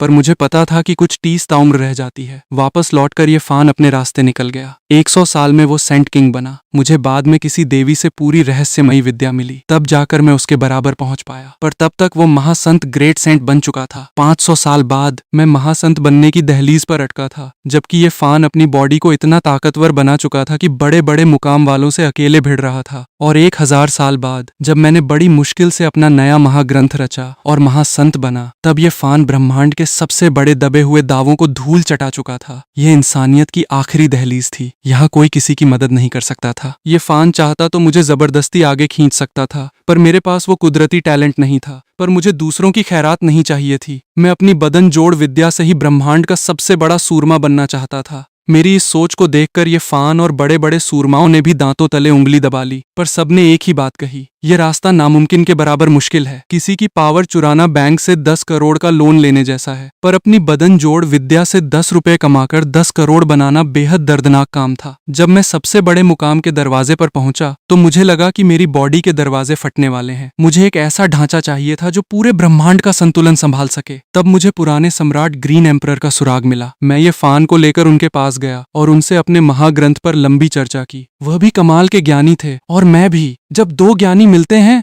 तो ज्ञान का तूफान आता है। फिर हमने कॉफिन के अंदर छिपे उस छोटे जादुई ब्रह्मांड के दर्शन किए। मुझे अचानक एहसास हुआ, गलती मेरी विद्या में नहीं थी, गलती इस अधूरी दुनिया में थी। जब ये दुनिया ही आधी अधूरी है तो मैं इसके अंदर रहकर खुद को पूरा कैसे कर सकता हूँ। उसी पल मेरे सिर के ऊपर से दिव्य रोशनी फूटी। मेरा रास्ता साफ हो गया। पुराने सम्राट ने चौंक कर मेरी तारीफ की। हे मित्र, अगर तेरा यह रास्ता पूरा हो गया तो तू सीधे उस परम मुकाम पर कदम रखेगा। पर जैसे ही मैं अपनी सबसे बड़ी विद्या को अंतिम रूप देने वाला था, हवा में एक घंटी गूंज उठी। टिनग, टाइम खत्म। सम्राट चौंक गए। किस चीज का टाइम? मैं मुस्कुराया। मेरे अतीत का, यानी मेरे वर्तमान का। अगले ही सेकंड वह 4000 साल पुराना फ्यूचर ताश के पत्तों की तरह ढह गया। उस महासंत वाले फ्यूचर की पूरी ताकत 4000 सालों का सफर तय करके सीधे मेरी असली बॉडी में समा गई। वास्तविक दुनिया, डेजर्टेड फॉरबिडन लैंड। सुंदरी अभी अभी हमारी तरफ बढ़ी ही थी कि मेरे शरीर से ऐसा महाविस्फोट हुआ जैसे पूरा ब्रह्मांड फट पड़ा हो। हाफ सेंट, सेंट किंग और सीधे महासंत का नवा स्तर, ग्रेट सेंट पीक। सारे रुकावटों के दरवाजे एक सेकंड में टूट गए। मेरी पावर का ऐसा भयानक दबाव फैला कि उस घाटी की पूरी धुंध छंट गई। वो सामने आती सुंदरी हवा में ही जम गई, जैसे बर्फ का कोई पुतला हो। ये फान और पैंग बो का दिमाग सन्न रह गया। पैंग बो तो मारे खुशी के नाचने लगा। बाप रे, मुझे पता था हाओ भाई कभी बिना तैयारी के मैदान में नहीं उतरता। ये फान ने हकलाते हुए पूछा, हाओ भाई, तू अभी किस लेवल पर है? मैं मुस्कुराया। बस थोड़ा सा कसर बाकी है। दोनों ने एक साथ ठंडी सांस खींची। थोड़ा सा कसर? यानी ये बंदा ब्रह्मांड के सबसे बड़े भगवानों की दहलीज पर खड़ा था। उन्हें लगा कि मैं जो कल तक अपने टैलेंट को कचरा कह रहा था, वो बस मेरी शेखी न बघारने की आदत थी। ये फान ने मजाक में कहा, तो क्या अब हम इस पूरी घाटी को उड़ा दें? मैंने सिर हिलाया। हो सकता है, क्योंकि अब ये इस बात पर डिपेंड करता है कि अंदर छिपे वो दो बूढ़े क्या सोचते हैं। मेरे लिए तो अब भगवान बनना कोई बड़ी बात नहीं है। मैंने अभी तक और लोन इसलिए नहीं उठाया था क्योंकि मुझे लगा कि अभी अपनी उम्र का मीटर और बढ़ाया जा सकता है। पिछले 3-4 बार में मैंने 5000 सालों का लोन उठा लिया था, पर असली खेल तो अभी बाकी था। सिस्टम के पैनल पर अभी भी 4999 साल की लिमिट बची हुई थी। एक आम महासंत ग्रेट सेंट की उम्र मुश्किल से 8000 साल होती है, पर मैंने अपने बदन जोड़ महाग्रंथ और इन अमर फलों के दम पर अपनी उम्र लगभग 10,000 साल खींच ली थी। पर यह मेरे लिए काफी नहीं था। मुझे सिर्फ एक नॉर्मल एम्परर नहीं बनना था। मुझे तो ये फान की तरह बनने से पहले ही ऐसी पावर चाहिए थी कि सीधे किसी भी गॉड या बड़े दांव को एक हाथ से मसल सकूं। इसलिए मैंने बाकी 8 पहाड़ियों की तरफ देखा और ये फान तथा पैंग बो से बेफिक्री से बोला, चलो तुम दोनों को पेट भरकर अमर फल खिलाता हूँ। इससे पहले कि वे कुछ समझते, मैंने एक कदम बढ़ाया। जमीन आसमान फट गए। मैंने चुटकी बजाते ही 8 पहाड़ियों पर लगे सारे के सारे अमर फल तोड़े और आधे फल इन दोनों के हाथ में थमा दिए। पैंग बो के सामने फलों का पहाड़ लग गया। वो हक्का बक्का होकर बोला, बाप रे, इतने सारे! पेट फट जाएगा भाई, मैंने हंसते हुए कहा। अगर दोबारा बच्चा बनना है तो खा ले, वरना इसे संभाल कर रख। मैंने हवा से 2 छोटे मैजिकल बैग बनाए और सारे फल तथा जादुई पानी उसमें भरकर उन्हें दे दिए। लगे हाथ मैंने उस बर्फ की तरह जमी सुंदरी को भी घसीटकर अपनी पोटली में डाला और यहाँ से निकलने के लिए हाथ उठाया। चलो, काम खत्म। मैंने मैजिकल दरवाजा खोला और अपने सारे क्लासमेट्स को एक झटके में समेट लिया। पर जैसे ही हम घाटी की बाउंड्री पार करने वाले थे, धड़ाका! 9 ड्रैगन्स कॉफिन पीछे गहरे गड्ढे में गिर गया। जंजीरों के छनछनाने की खौफनाक आवाज आई और पूरे ब्रह्मांड में एक उदास भारी सांस गूंज उठी। लड़के, तुझे इतना लालची नहीं होना चाहिए था। जब तुझे पता है कि हमारी आंखें तुझ पर हैं, तब भी तू इतनी सीनाजोरी कर रहा है। एक ही पल में आसपास की पूरी जगह बर्फ की तरह जम गई। जंजीरों में जकड़ा सुनहरे बालों वाला एक खौफनाक महादानव ग्रेट मेल बॉडी अंधेरे से बाहर निकला। उसकी आंखों में आग जल रही थी। वह मुझे घूरते हुए भारी आवाज में बोला, तू आखिर कौन है? ब्रह्मांड का कौन सा पुराना सुरमा छुपा बैठा है यहाँ जो मेरी नजरों से भी बच निकला?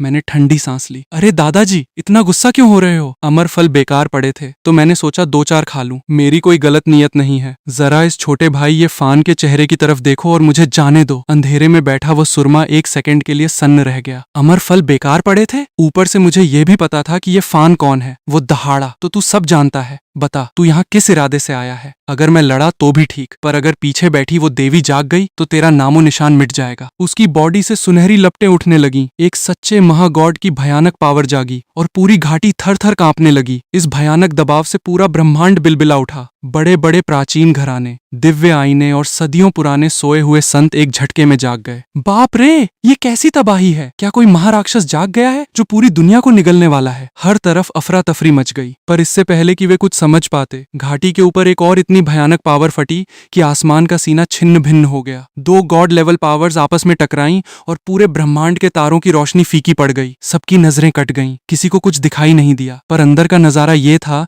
कि मैंने ये फान की तरफ एक लाचार नजर डाली। छोटे भाई, तेरा ये चेहरा तो यहाँ रत्ती भर काम नहीं आया। ये फान का मुंह खुला का खुला रह गया था। उसे समझ आ रहा था कि इस सब के पीछे कोई ब्रह्मांडीय राज छुपा है। मुझे किसी को अपनी सफाई देने का शौक नहीं था, न मुझे अपनी वफादारी साबित करनी थी, न किसी के आगे गिड़गिड़ाना था। इन सब झंझटों से बचने का एक ही सीधा और आसान रास्ता था, सीधे ब्रह्मांड का सबसे बड़ा गॉड एम्परर बन जाना। जब मैं गॉड बन जाऊंगा तो सारे सवाल अपने आप दम तोड़ देंगे। मैंने बिना एक सेकंड गंवाए झोले में रखे सारे के सारे अमर फल निकाले और एक साथ चबाकर निगल गया। मेरी उम्र का मीटर पागलों की तरह ऊपर भागने लगा। सिस्टम का पैनल बदला। बचा हुआ लोन बैलेंस 4,999 साल, 9,999 साल, सीधे 5,000 सालों का बोनस। अब मेरी जेब में 10,000 सालों की फ्यूचर पावर का एक्सेस था। मेरी आंखों में खून सवार हो गया। इतनी तूफानी ताकत सामने खड़ी है और मुझे लगता है कि मैं यहाँ मर जाऊंगा। नामुमकिन, बिल्कुल नामुमकिन। 10,000 साल की फ्यूचर पावर का लोन उठाकर इस बूढ़े सुरमा से भिड़ना, पलड़ा पूरी तरह मेरे भारी है। मैंने मन ही मन दहाड़ लगाई।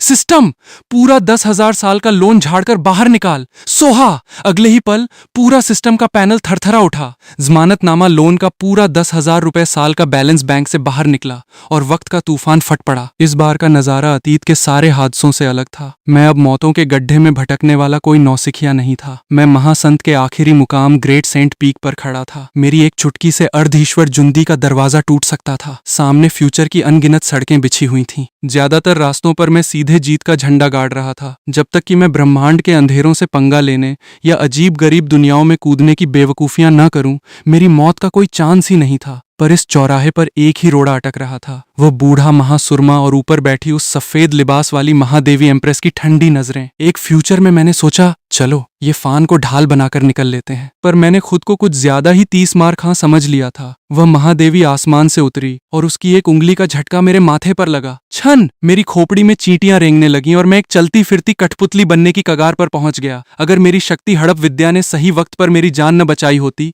तो उस फ्यूचर में मेरी चटनी बन चुकी होती। मैंने मन ही मन दांत पीसे। अरे ओ मैडम, याद रखना, 3 सेकंड नदी पूर्व, 3 सेकंड नदी पश्चिम।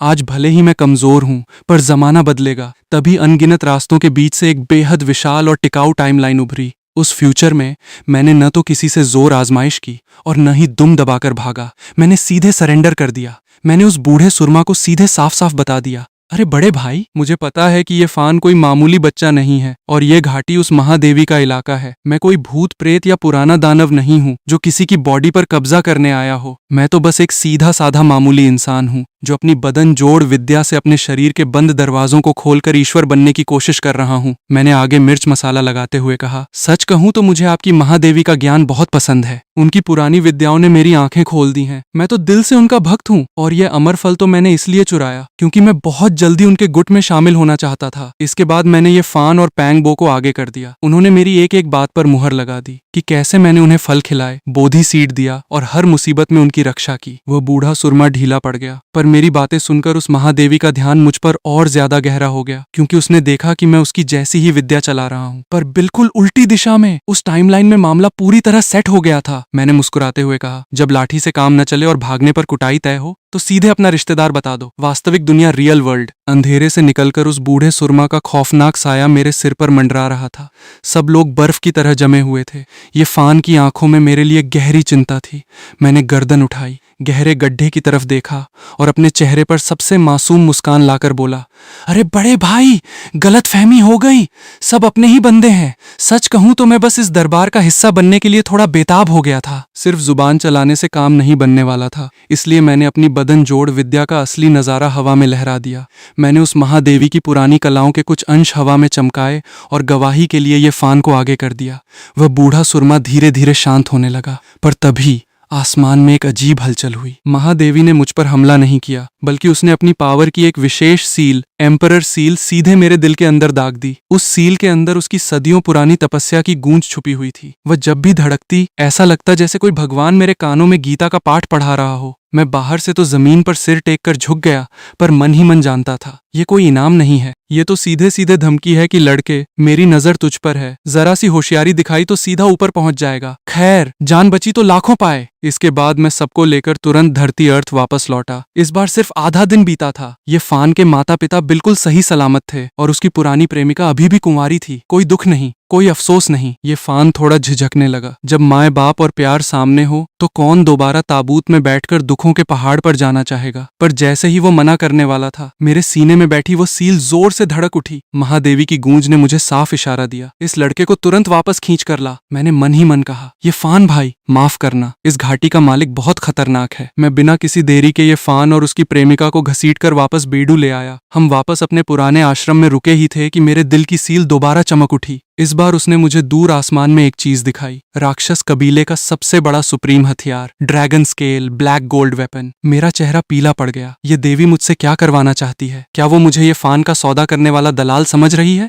मैं इतना नीच इंसान थोड़ी न हूँ। और अगले ही पल मैंने उस सामने से उड़कर आते महा हथियार को चुपचाप अपनी जेब में सरका लिया और मैं उस dragon scale black gold weapon, dragon pattern black gold ring को अपनी जेब में डालकर वहां से 9-2-11 हो गया। मेरे बगल में खड़ा याओ गुआंग का मालिक याओ गुआंग मास्टर बेबसी से आंसू बहाता रह गया। पर अब क्या हो सकता था? ये फान का वापस आना तो पत्थर की लकीर बन चुका था, तो मैं भला बहती गंगा में हाथ क्यों न धोता। वैसे भी अगर पहले मेरे पास कोई महा हथियार होता तो उस घाटी में मुझे गिड़गिड़ाना नहीं पड़ता। ये दुनिया अकेले लड़ने वालों के लिए बहुत निर्दयी है, इसलिए मैंने तय कर लिया कि अब से मैं कोई अनाथ नहीं रहूंगा। याओ गुआंग के पुराने सूरमाओं को मुझ पर गुस्सा आया। उनके सबसे पुराने संत अपनी ध्यान मुद्रा से जागे और मुझसे भिड़ने आए, पर जैसे ही उनकी नजर मुझ पर पड़ी और उन्होंने मेरे दिल में बैठी महादेवी की सील, एम्परर सील की भयानक खुशबू महसूस की, वे थर थर कांपते हुए जमीन पर घुटने टेक गए। प्रभु, हमारे महान गुरु का स्वागत है। मैं एक सेकंड के लिए चुप रहा, फिर बहुत शान से उनकी तरफ देखकर मुस्कुराया। बिल्कुल सही पहचाना, आज से मैं ही महादेवी की परंपरा का सबसे बड़ा धर्मगुरु हूँ। और नहीं, इसका इस महा हथियार से कोई लेना देना नहीं था, बिल्कुल नहीं। इसके बाद मैं उस महा हथियार को हाथ में लेकर पूरी दुनिया में बेखौफ घूमने लगा। इस दौर में जहाँ एक मामूली संत मिलना भी भगवान के दर्शन करने जैसा था, वहाँ एक महासंत का इस हथियार के साथ घूमना ऐसा था जैसे बंदूकों के जमाने में परमाणु बम लेकर घूमना। बड़ी बड़ी रियासतें, पुराने कबीले और बड़े बड़े धर्मगुरु मेरे सामने सिर झुकाते फिरते थे। मुझे अपनी ताकत छुपाने का कोई शौक नहीं था। जब भौकाल जमाने का मौका मिले तो ऐसा जमाओ कि पूरा ब्रह्मांड थरथरा उठे। इसके बाद तो मेरी पौ बारह थी। अमर जड़ी बूटियां, गुप्त खजाने और दुर्लभ कलाएं, जो भी मुझे पसंद आता, कोई मुझे रोकने की हिम्मत नहीं करता था। यहाँ तक कि मैंने उस दुर्लभ 9 बार बदलने वाली राजकुमारी 9 ट्रांसफॉर्मिंग प्रिंसेस को भी अपनी रिसर्च के लिए पास रख लिया, क्योंकि उसकी बदलती ताकत के राज मेरी बदन जोड़ विद्या के लिए सोने की खान थे। पश्चिमी इलाके का वह बंदर होली प्रिंस मुझसे भिड़ने आया तो मैंने मुस्कुराकर कहा, आने दो, मुझे तो वैसे भी उनके धर्म के ग्रंथों में बड़ी दिलचस्पी है। जब उसने दुनिया के मोह माया के रिश्ते तोड़ ही दिए हैं तो मैं उसकी यह डोर थोड़ी और सफाई से काट देता हूँ। उस दिन पूरा पश्चिमी इलाका कांप उठा। उनके महा हथियार की ताकत जागी और मैं पूर्व में अपना महा हथियार लिए खड़ा रहा। 2 महाशक्तियों की टक्कर से पूरा ब्रह्मांड दहल गया। अंत में वे पीछे हट गए, क्योंकि मेरी पावर बहुत आगे निकल चुकी थी। अब मैं सिर्फ लोन पर उड़ने वाला परिंदा नहीं था। मैंने बड़े बड़े ज्ञानियों से चर्चा की थी, महादेवी का ज्ञान समझा था और अपनी खुद की अनूठी विद्या रच ली थी। फिर पुराने सम्राट की मकबरा खुली। मैं दोबारा वहां पहुंचा। इस बार मैंने पलक झपकते ही सम्राट के हथियार को वश में किया और खूबसूरत कबीले की राजकुमारी यान रुयू की रक्षा की। मैंने उससे साफ कहा, तुम्हें ताकतवर दोस्त चाहिए और मुझे महा हथियार का साथ, तो क्यों ना हाथ मिला लें। वो बेचारी तो देखती ही रह गई, पर सौदा पक्का था। अब मेरे पास महासंत की पावर भी थी और दो महा हथियार भी। लेकिन दूसरी तरफ ये फान का मामला फिर गड़बड़ हो गया। इस जन्म में ये फान की जिंदगी कुछ ज्यादा ही आरामदायक हो गई थी। प्रेमिका साथ थी, माँ बाप सही सलामत थे और मेरे जैसा महासंत दोस्त सिर पर हाथ रखे खड़ा था। वह आराम से अपने आश्रम में बैठकर आलसियों की तरह तपस्या करने की सोच रहा था। जब मैंने ये सुना तो मन ही मन कहा, बेटा ये फान तेरी तो लंका लगने वाली है। और सच में मेरे दिल में बैठी सील फिर जोर से धड़की। महादेवी का साफ इशारा था, यह लड़का आलसी हो रहा है, इसे भट्टी में झोंको। मैंने तुरंत अफवाह उड़ा दी, ये फान के पास अमर फल का अंबार लगा है और खुद तपस्या के बहाने कमरे में बंद हो गया। ये फान भाई माफ करना, ये सब उस महादेवी का प्लान है। जब तक तू दुखों की भट्टी में नहीं तपेगा तब तक तेरा लोहा सोना कैसे बनेगा।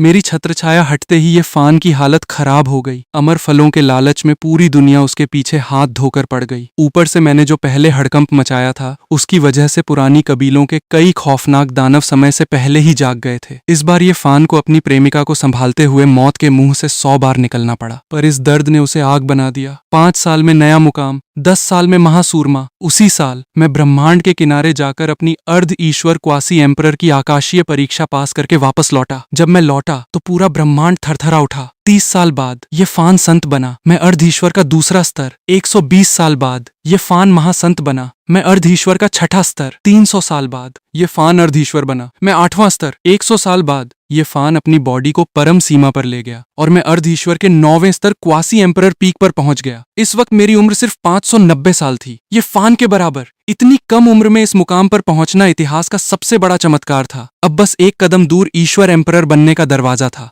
पर ठीक इसी मुकाम पर आकर मेरे कदम थम गए, क्योंकि मुझे एहसास हुआ कि मेरी पुरानी जमा पूंजी फिर खत्म हो रही थी। मेरी बदन जोड़ विद्या ने मेरी बॉडी को महायोद्धाओं के बराबर तो खड़ा कर दिया था, पर यह सिर्फ 9वें स्तर तक का ईंधन थी। इससे आगे ईश्वर बनने के लिए जो कुदरती दैवीय टैलेंट चाहिए था वह अभी भी अधूरा था। अगर मैं इस वक्त जबरदस्ती ईश्वर बनता तो मैं एक मामूली ईश्वर ही बन पाता, पर मुझे मामूली नहीं बनना था। मुझे तो ईश्वर बनते ही पूरे ब्रह्मांड का सबसे बड़ा योद्धा बनना था, जो सीधे अमरता के दरवाजे तोड़ सके। इसलिए मैंने अपनी यात्रा रोक दी और शरीर के बचे हुए आखिरी दरवाजों को खोलने के लिए नए रास्ते तलाशने लगा। सबको लगा कि मैं अगला ईश्वर एम्परर बनने वाला हूँ। ये फान ने भी मुस्कुराते हुए कहा, हाओ भाई, जब तू सम्राट बन जाएगा तो हम दोनों भाई मिलकर इस पूरे ब्रह्मांड पर राज करेंगे। हमारी जोड़ी को कोई नहीं हरा पाएगा।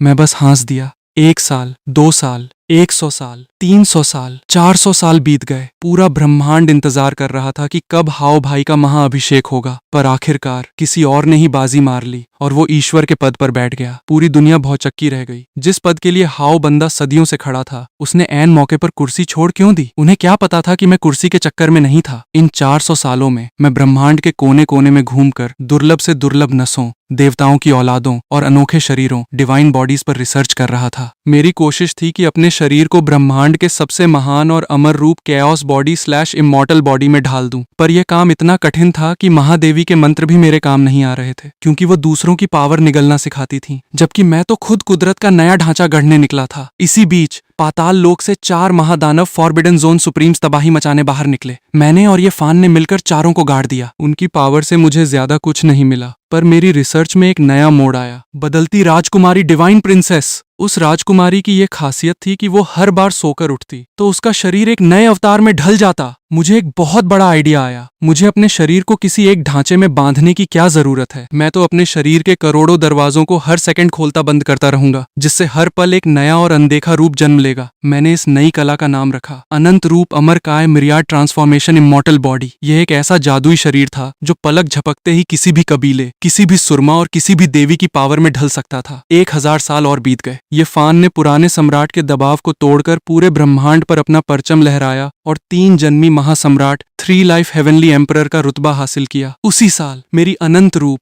अमर काय भी पूरी तरह निखर गई। मेरी पावर इतनी बढ़ गई कि भले ही मैंने औपचारिक तौर पर गॉड की कुर्सी नहीं ली थी, पर मैं उस समय के सबसे बड़े सम्राट को भी एक हाथ से पीट सकता था। दुनिया मुझे सम्मान से कहने लगी, हाओ त्यान सम्राट, हाओ टियान एम्परर। पर मेरी भूख अभी शांत नहीं हुई थी। मुझे आधा अधूरा नहीं, पूरा अमर गॉड बनना था। इसके बाद मेरी नजर पड़ी पुराने सम्राट ग्रीन एम्परर पर। वह एक अमर पौधे से बने थे, इसलिए उनके शरीर में जरूर अमरता के गहरे राज दबे थे। पर वह भला मुझे अपने शरीर पर रिसर्च क्यों करने देते? इसलिए मैं ये फान को साथ लेकर उनके दरवाजे पर पहुंच गया। दो महासम्राटों को अपने दरवाजे पर खड़ा देख उस रहस्यमयी टॉवर डेजर्ट टावर में बंद बूढ़े सम्राट की आंखें फटी की फटी रह गईं। तुम दोनों यहाँ क्या गुंडागर्दी करने आए हो? मैंने साफ कहा, मुझे आपके शरीर के अंदर छिपे अमरता के दरवाजे देखने हैं। बूढ़ा सम्राट चुप रहा, फिर बोला, ठीक है, पर बदले में तुझे मेरी मदद करनी होगी और इस टूटी फूटी अमर दुनिया इमॉर्टल रियल्म को दोबारा जिंदा करना होगा। मैंने मना करने की सोची, पर उन्होंने कहा, मेरे सारे दरवाजे इस अमर दुनिया की गहराइयों में छुपे हैं। अगर इसे जिंदा नहीं करेगा तो कुछ नहीं देख पाएगा। फिर क्या था, मैं फिर से जेल में बंद हो गया। हम दोनों मिलकर उस टूटे हुए ब्रह्मांड को अपनी ताकत से सींचने लगे, पर काम इतना भारी था कि मेरे पसीने छूट गए। मैंने बगल में खड़े ये फान की तरफ देखा। ये फान चौंक कर बोला, अरे भाई, मुझे क्यों घूर रहा है? अगले ही पल ये फान की विशालकाय सुनहरी ढाल जाग उठी और उसने अपने कंधों पर पूरे ब्रह्मांड के तारों का बोझ उठा लिया। वह सचमुच अपने कंधों पर अमर दुनिया को संभाले खड़ा था। मैं और बूढ़ा सम्राट सिर हिलाकर मुस्कुराए। वाह, क्या लोहे का बंदा है! ये फान गाली बकते हुए चिल्लाया, तुम दोनों निकम्मे भी थोड़ा बोझ उठाओ ना। पर हम दोनों ने बहरे होने का नाटक कर लिया। 3000 सालों की कड़ी तपस्या के बाद मैंने आखिरकार बूढ़े सम्राट के सारे दरवाजों का निचोड़ समझ लिया। मेरी अनंत रूप अमर काय अब अस्थायी नहीं रही, वो मेरे शरीर के अंदर हमेशा के लिए जम गई। 6000 साल बीत चुके थे। बाहर हमारे कई पुराने दोस्त बुढ़ापे से मर रहे थे। बूढ़े सम्राट और ये फान चाहते थे कि हम इसी टॉवर में रहकर एक छोटी सी अमर दुनिया बना लें ताकि अपनों को बचा सकें। पर मैंने साफ मना कर दिया, ये तो सीधे सीधे उम्र भर की जेल है। जब तक कोई खुद अमरता के परम मुकाम इमॉर्टल किंग पर न पहुंचे, तब तक ऐसी नकली दुनिया बनाने का कोई फायदा नहीं है। इससे बेहतर तो ये है कि हम सीधे अमरलोक के दरवाजों पर धावा बोल दें। पर वहां तो अमर चिड़िया इमॉर्टल फीनिक्स रास्ते में काल बनकर बैठा था, जहां अभी जाना सीधे मौत को दावत देना था। इसलिए मैं उस टॉवर को छोड़कर बाहर निकल आया। अब मुझे अपने इस अनंत रूप अमर काय को पूरी तरह एक करके ब्रह्मांड का सबसे बड़ा महादेव बनना था। असली कैओस बॉडी बनने का रास्ता अभी भी बहुत दूर था, क्योंकि असली बंदे को पैदा होने में अभी लाखों साल बाकी थे। और बाकी कचरा लाशों को देखकर मेरा मूड खराब हो गया। इसलिए मैं वापस उस खौफनाक घाटी डेसोलेट फॉरबिडन लैंड के कोने में जाकर खड़ा हो गया। इस बार मैंने छोटे नन्नन शाओ नन्नन को ये फान के पास भिजवा दिया था, ताकि मेरे हाथ में कोई बंधक न रहे। जैसे ही उस महादेवी एम्प्रेस रूथलेस की नजर मुझ पर पड़ी, मेरी आंखों का पर्दा हट गया। अब मैं अर्ध ईश्वर क्वासी एम्परर पीक के रुतबे पर खड़ा था। तो डर किस बात का? धड़ाका! घाटी से ऐसी रोशनी फूटी कि आधा ब्रह्मांड जगमगा उठा। पर सिर्फ 3 सेकंड बाद मेरी आंखें फिर से एकदम भोली और मासूम हो गईं। मैंने तुरंत हाथ जोड़कर माथा टेका। बधाई हो देवी जी, आपकी ताकत और बढ़ गई है। अरे भाई, जैसे ही मुझे एहसास हुआ कि मैं इसे नहीं पीट सकता, मैंने तुरंत सरेंडर कर दिया। जान है तो जहान है। महादेवी ने मुझे ठंडी नजरों से देखा और पहली बार मुंह खोला। तू अपनी ताकत बदलना चाहता है? मैं तुझे सिखाती हूँ। मुझे तुरंत दाल में कुछ काला लगा। मैंने झट से मना किया। अरे नहीं नहीं, मुझे तो बस उस दुष्ट साधु डुआन डे को ढूंढना है। उसके पास पुनर्जन्म रिनकार्नेशन के वो गुप्त राज छुपे हैं, जिनसे वो हर जन्म में नया अवतार लेता है। मैंने तुरंत उस साधु की बलि चढ़ा दी, और जैसे ही पुनर्जन्म शब्द मेरी जबान से निकला, महादेवी का हाथ रुक गया। मैं मुस्कुराने ही वाला था कि उसके हाथ की उंगली चमक उठी। पहले मैं तुझे ही सिखाती हूँ। उस दिन हमारे बीच ऐसी खौफनाक जंग हुई कि ब्रह्मांड के किनारे की हवा तक उखड़ गई। जब मैं हांफते हांफते उस दुष्ट साधु डुआन डे के पास पहुंचा, तो महादेवी मेरे पीछे पीछे चल रही थी। वह साधु किसी पुरानी मकबरे में चोरी कर रहा था। हमें देखकर उसका कलेजा मुंह को आ गया। अरे हाओ भाई, यहाँ कैसे आना हुआ? मैंने हांफते हुए एक जोरदार ठहाका लगाया। बेवकूफ! महादेवी मुझे हाओ त्यान सम्राट न कहे तो चलता है, पर तेरी इतनी हिम्मत! आज तुझे जमीन से उखाड़कर फेंकने वाला कोई नहीं बचेगा। मैंने उसके कंधे पर हाथ रखा। अच्छा सुनो, हम तेरे पुराने जन्मों की यादें ताजा करने आए हैं। सच सच बता, तू ही काओ युशेंग सेओ युशेंग है ना? अकाओ युशेंग नाम सुनते ही उसका चेहरा सफेद पड़ गया। हमारी ऐसी प्यारी मिन्नत देखकर उसने मना करने की हिम्मत नहीं की। फिर क्या था, हम सब तंबू गाड़कर बैठ गए। मैं, महादेवी, वो साधु, ये फान और कभी कभी पुराने सम्राट भी। उस साधु की कला सचमुच कमाल की थी। अपनी पुरानी ताकत को गहरे पानी में गाड़ देना, अपने शरीर को एकदम साफ करना, और फिर जब वक्त आए तो सारे अवतारों को एक करके महाईश्वर बन जाना। मैंने इस कला को अपनी बदन जोड़ विद्या से मिलाया और अपनी नई तरकीब निकाली, अमर गड्ढा विद्या, बुरियल इमॉर्टल मेथड। मैंने अपनी पूरी ताकत का एक शुद्ध अमर अंडा, इमॉर्टल फीटस बनाया और उसे अपने शरीर के अंदर छिपी एक जादुई जमीन में गाड़ दिया। बाहर से मैं आराम से घूमता रहा, अपनी सुंदरियों के साथ वक्त बिताया, दुनिया की अलग अलग जादुई ताकतों पर रिसर्च किया और अंदर ही अंदर वो अमर अंडा मेरी पूरी ताकत को सोख कर नया अवतार लेता रहा। 1000 साल, 2000 साल, 3000 साल, 4000 साल बीत गए। एक दिन मैं पवित्र याओछी आश्रम में सोई हुई उस खूबसूरत पत्थर की देवी फीमेल होली स्पिरिट पर रिसर्च कर रहा था। वह बेचारी मेरे इस राक्षस रूप से इतनी दुखी हो चुकी थी कि उसने अपनी किस्मत से समझौता कर लिया था। एक तो ये फान तबाही मचा रहा है, ऊपर से यह बिना सम्राट बने ब्रह्मांड का बाप बना बैठा है। तभी मेरे सीने के अंदर महाविस्फोट हुआ, वह अमर अंडा टूटकर बाहर निकला। मेरी बॉडी, मेरी आत्मा और मेरा सारा ज्ञान आपस में ऐसा जुड़ा कि मैं सीधे एक जीवित अमर ईश्वर में ढल गया। 10,000 सालों के उस फ्यूचर लोन का सफर अब अपने आखिरी मोड़ पर पहुंच चुका था। मेरी अनंत रूप, अमर काय, मेरी ट्रांसफॉर्मेशन, इमॉर्टल बॉडी अब ब्रह्मांड की सबसे ऊंची चोटी पर पहुंच चुकी थी। मेरी एक एक सांस से पूरा ब्रह्मांड झुकने लगा। कड़कड़ाक आसमान में 10,000 रास्तों की आकाशीय बिजलियां कड़क उठी। जो गोल्डन क्रो सम्राट जिन्वू एम्परर गद्दी पर बैठा था, उसकी बनाई बंदिशें मेरी ताकत के आगे तिनके की तरह उड़ गईं। यह सिर्फ मेरी परीक्षा नहीं थी, पूरे ब्रह्मांड के नियम मेरे कदमों में गिरकर घुटने टेक रहे थे। पूरा ब्रह्मांड सन्न रह गया। गद्दी पर बैठा सम्राट कांपने लगा। पाताल लोक के महादानव जाग गए और ये फान ने हैरान होकर आसमान की तरफ देखा। पाताल लोक के दांव बुदबुदाए, पहले ये फान और अब ये हाव, क्या ये दोनों मिलकर हम सबका सफाया करने वाले हैं? तभी आसमान का सीना चीरते हुए 9 परत अमर बिजली का तूफान 9 फोल्ड इमॉर्टल ट्रिबुलेशन उतरा। बादलों के पीछे पुराने स्वर्ग के महल एंशंट हेवनली कोर्ट चमक उठे और इतिहास के सारे महाईश्वर और भगवान एक एक करके सामने आने लगे। मेरी आंखों में कातिलाना चमक तैर गई। लोन का टाइम खत्म हुआ दोस्तों। अब इस ब्रह्मांड पर असली हाव तैन सम्राट का राज होगा। सम्राट, प्राचीन राजा और महान ईश्वरों के अवतार एक एक करके सामने आने लगे। जादुई जड़ी बूटियां और अमर रोशनी उस आकाशीय बिजली के तूफान में नाच रही थीं,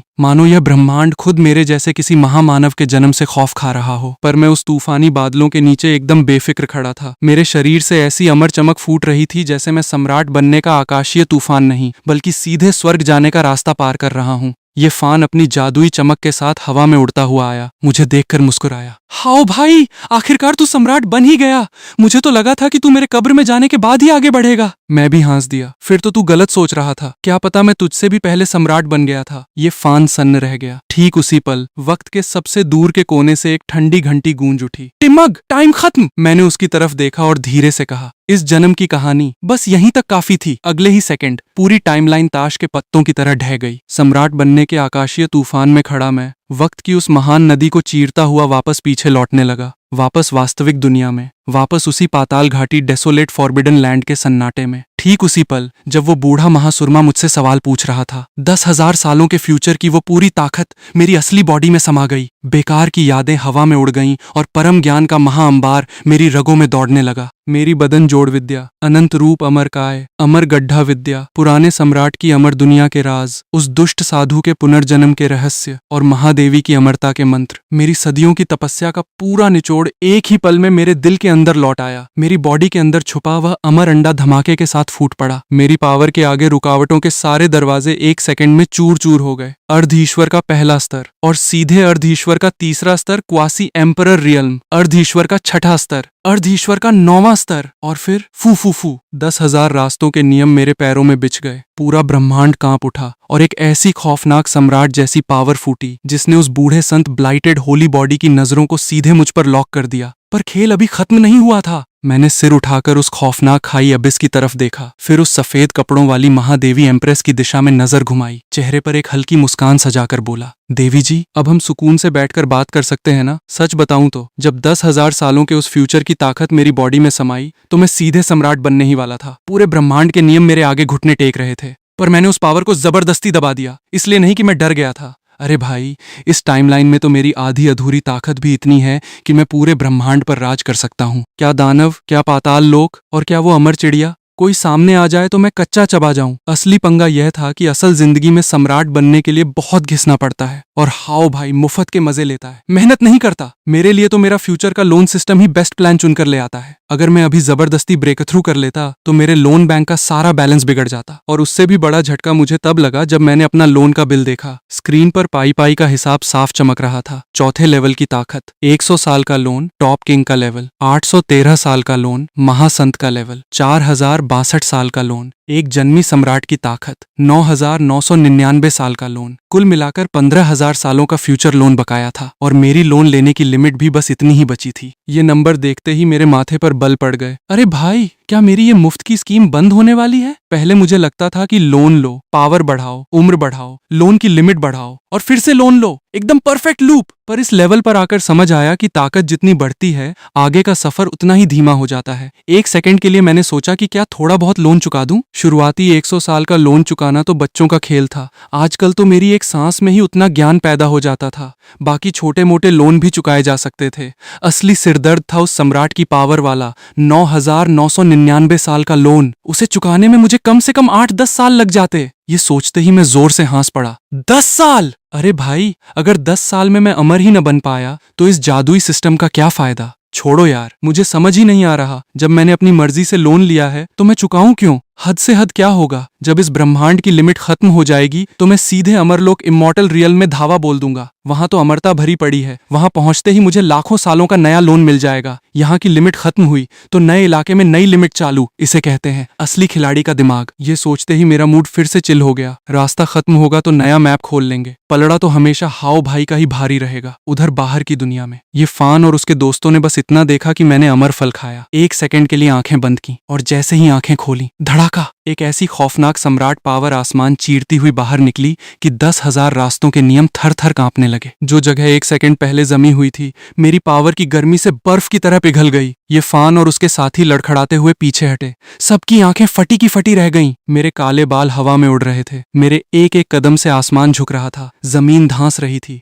और हवा में 4 महाजानवर, ड्रैगन, टाइगर, फीनिक्स, टर्टल के 99 अवतार नाचते हुए मुझे सलाम ठोक रहे थे। पोंग बो हकलाते हुए चिल्लाया, अरे बाप रे! हाओ भाई, तूने तो सच में पलक झपकते ही सम्राट का पद छीन लिया। तू तो सच में भगवान निकला यार। उन्हें क्या पता था कि वह फल तो बस एक बहाना था। असली पावर तो फ्यूचर के उस हाओ भाई की थी जिसने 10,000 सालों तक खून के आंसू पिए थे। तभी खाई के नीचे खड़ा वह बूढ़ा महासुरमा, ब्लाइटेड होली बॉडी पूरी तरह बौखला गया। पहले उसे लगा था कि मैं कोई मामूली संत हूँ, पर मेरी ये खौफनाक ताकत देखकर उसे पक्का यकीन हो गया कि मैं कोई पुराना छिपा हुआ महाराक्षस हूँ जो सीधे ये फान या उस घाटी को तबाह करने आया है। उसके शरीर के सुनहरे बाल आग की तरह जलने लगे। उसकी नसों का खून उबलने लगा और लोहे की जंजीरें छनछनाने लगीं। वह अपनी पूरी ताकत से मुझ पर हमला करने वाला था। मैंने ठंडी सांस भरी। मैंने पहले ही कहा था, मुझे छेड़ने की गलती मत करना। क्या तुझे नहीं पता कि मैं पहले ही इस ब्रह्मांड का बाप बन चुका हूँ? उस बूढ़े सुरमा को कोई फर्क नहीं पड़ा, पर अगले ही पल मेरी बॉडी की पावर बदल गई। मेरी पीठ के पीछे 6 विशालकाय ब्रह्मांडीय दुनियाएं, 6 राइनकार्नेशन वर्ल्ड्स प्रकट हो गईं। वे किसी काले छेद ब्लैक होल की तरह पूरे ब्रह्मांड की रोशनी को सोखने लगीं। चारों तरफ घोर अंधेरा छा गया और उस बूढ़े सुरमा के नजरिए से वे 6 दुनियाएं उसे दबा नहीं रही थीं, बल्कि उसकी एक एक नस, उसके खून के कतरे और उसके शरीर की हर एक कमजोरी को स्कैन कर रही थीं। महज 1 सेकंड के अंदर मैंने उसकी हर एक चाल का तोड़ निकाल लिया। वे 6 दुनियाएं घूमती हुई नीचे आई, उसकी हर एक चाल को ब्लॉक करते हुए और उसकी हर एक कमजोरी पर वार करते हुए। वह बूढ़ा सुरमा सन्न रह गया। वह चिल्लाना चाहता था, अपनी पूरी ताकत से हमला करना चाहता था, पर बहुत देर हो चुकी थी। मैंने ये फान के शरीर पर सालों तक रिसर्च की थी। मुझे अच्छी तरह पता था कि इस सुनहरे शरीर होली बॉडी की कमजोरी कहाँ है। एक बूढ़ा थका हुआ सुरमा मेरे सामने टिकने की औकात रखता था क्या? धड़ाका, वे 6 दुनियाएं जोर से नीचे गिरीं। वह सुरमा जो कभी पूरे ब्रह्मांड पर राज करता था, उस खाई के अंदर ही दबा का दबा रह गया। उसकी लोहे की जंजीरें टूटकर बिखर गईं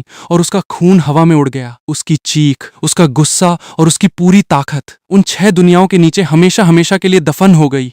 उसके शरीर की अपनी ही ताकत उल्टी घूमकर उसे दबाने लगी। पूरे ब्रह्मांड की नजरों के सामने उस खाई की गहराई से जागने वाला वह खौफनाक दानव अचानक शांत पड़ गया और वापस अंधेरे में समा गया। मैं दुनिया की तरफ पीठ किए हजारों रास्तों को अपने कदमों तले रौंदता हुआ एक अमर सम्राट की तरह खड़ा था। इस नजारे ने पूरी दुनिया के होश उड़ा दिए। बड़े बड़े आश्रम और खानदान जाग उठे। लोग हकलाते हुए चिल्लाए, क्या इस जमाने में कोई नया सम्राट जन्म ले चुका है? पुराना राजा तो कब का मर चुका था, फिर ये कौन है? उधर गुप्त गुफाओं में बैठे पाताल लोक के पुराने दानव भी पूरी तरह बौखला गए। बाकी दुनिया को लगा कि मैंने उसे बस डराकर भगा दिया, पर उन पुराने राजाओं को साफ दिख रहा था मैंने डराया नहीं, बल्कि उसे एक ही झटके में मसल दिया था। एक पुराना दानव घबराकर बुदबुदाया, ये कौन है? इसके पास सम्राट का ताज नहीं है, फिर भी इसकी ताकत किसी महासम्राट से कम नहीं है। कई दानवों के मन में जहर घुल गया। इतनी कम उम्र का बंदा जिसकी ताकत अमर सम्राटों जैसी हो, अगर जिंदा रहा तो कल को उनका काल बन जाएगा। पर तभी एक बूढ़े राजा ने ठंडी सांस भरकर पूछा, पर इसके पास जाएगा कौन? इसे मारने के लिए हम में से 4-5 राजाओं को एक साथ बलि देनी पड़ेगी, और फिर भी गारंटी नहीं है कि हम जिंदा बचेंगे। ये सुनते ही सब चुप हो गए। वे दानव अमर होने के लिए लाखों सालों से छिपे बैठे थे। अपनी जान जोखिम में डालकर किसी और के लिए रास्ता कौन साफ करता? आखिरकार एक पुराने दानव ने ठंडी सांस भरी। बहुत देर हो चुकी है,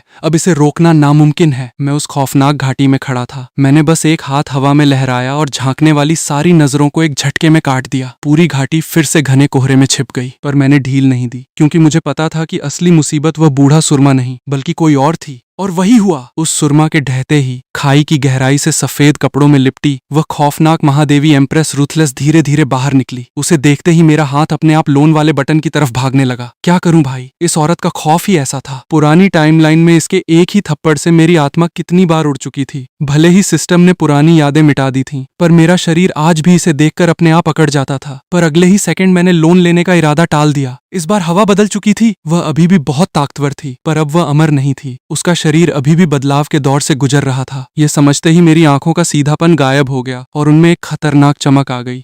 लो भाई, अब बाजी मेरे हाथ में है। मेरी अनंत रूप अमरकाय अब महाअवतार के बराबर पहुंच चुकी थी। अगर मुझे इस औरत के शरीर पर रिसर्च करने का मौका मिल जाए तो मेरा रूप हमेशा के लिए अमर हो जाएगा। और वैसे भी मैं पुरानी रंजिशें कभी नहीं भूलता। भले ही पहले उंगली मैंने ही की थी, पर हिसाब तो हिसाब होता है ना। उधर ये फान और उसके साथी घबराकर पीछे हटने लगे। ये फान ने फुसफुसाकर पूछा, हाओ भाई, संभाल लेगा ना? बोलते ही उसने अपना मुंह बंद कर लिया, क्योंकि उस महादेवी की ठंडी नजर सीधे उस पर पड़ी थी। मैं एक कदम आगे बढ़ा और अपनी खौफनाक ताकत से उस महादेवी की पावर को वहीं रोक दिया। फिर ये फान और बाकी सबको अपने पीछे छिपा लिया। पर सच बताऊं तो अंदर ही अंदर मुझे थोड़ी शर्म भी आ रही थी। भले ही मेरी चमड़ी कितनी ही मोटी क्यों न हो, पर पुरानी टाइमलाइन में मैंने इसी औरत के आश्रम का खाया था। उसकी अमर कलाएं, उसके मंत्र, उसके खजाने सब मुझे मिले थे। भले ही उसने यह सब ये फान के लिए किया हो, पर एहसान तो एहसान होता है। मैं चुपचाप खड़ा रहा। तभी उस महादेवी की ठंडी आवाज मेरे दिमाग में गूंजी, तू उस जादुई पौधे को ले जा सकता है, तू इसका ध्यान मुझसे बेहतर रख सकता है। मैं सन्न रह गया। ये औरत इतनी ठंडी कैसे हो गई? न इसे ये फान की चिंता थी, न मेरे हमले का डर। तभी वह शांत आवाज में फिर बोली, तेरी ताकत इतनी है कि तुझे किसी चालबाजी की जरूरत नहीं, यहाँ तक कि मैं भी शायद तुझे न हरा पाऊं। उस बूढ़े सुरमा ने बेवजह तुझे गुमराह किया, उसकी सजा उसे मिल गई। उसने खाई में दबे उस बूढ़े सुरमा को पूरी तरह बेइज्जत करके छोड़ दिया। मेरे पास कहने को कुछ बचा ही नहीं था। पर थोड़ी देर चुप रहने के बाद मैंने सिर उठाया और उसकी आंखों में आंखें डालकर कहा, मुझे सम्राटों की आखिरी हद देखनी है। मुझे तेरे साथ एक दांव खेलना ही होगा। उस महादेवी ने अपना सिर हिलाया और एक सफेद रोशनी बनकर सीधे ब्रह्मांड के सबसे दूर वाले कोने में उड़ गई। मैं भी मुस्कुरा दिया। हाँ भाई, आखिरकार बात तो लड़कर ही बनेगी। इतनी ताकत हासिल करने के बाद अगर हाथ ही न साफ किया तो महासम्राट बनने का मजा ही क्या। जाने से पहले मैंने खाई में दबे उस बूढ़े सुरमा को बाहर फेंका और फिर एक छलांग लगाकर सीधे ब्रह्मांड के मुहाने पर पहुंच गया। उस पाताल घाटी डेसोलेट फॉरबिडन लैंड के समुद्र में बैठी हुई वो पुरानी संत कन्या होली मेडन अब पूरी तरह ठीक हो चुकी थी। उसकी बॉडी से निकल रही चमक किसी अमर औषधि से कम नहीं थी। 6000 सालों के जहर से छूटकर वह अब और भी ज्यादा ताकतवर हो चुकी थी। मैंने उससे लापरवाही से कहा, इन सब ये फान और साथियों को बाहर छोड़ा और कुछ टाइम तक इनकी रखवाली कर। वह संत कन्या मेरे सामने झुकी। जी हुजूर। ये फान और उसके दोस्त हक्के बक्के रह गए। हाओ भाई, तू कहाँ जा रहा है? मैंने उनकी तरफ देखा और चिल अंदाज में बोला, तुम लोग निकलो। मुझे इस घाटी की असली मालकिन एम्प्रेस रूथलेस से जरा हाथ साफ करना है। अपनी ताकत नाप कर आता हूँ। ये फान के माथे पर चिंता आ गई। जीत जाएगा ना?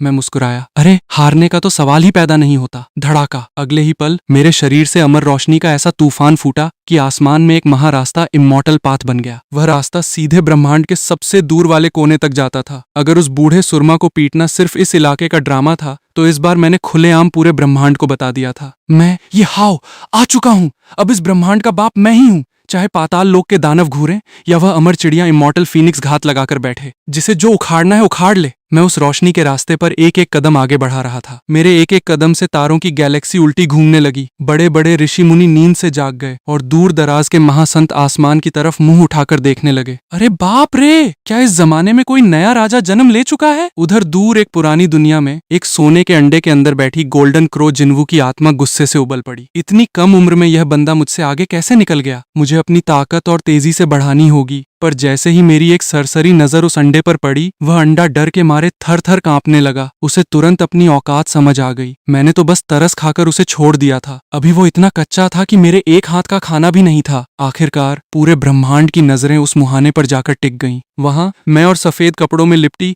वह महादेवी एम्प्रेस रूथलेस एक दूसरे के सामने खड़े थे।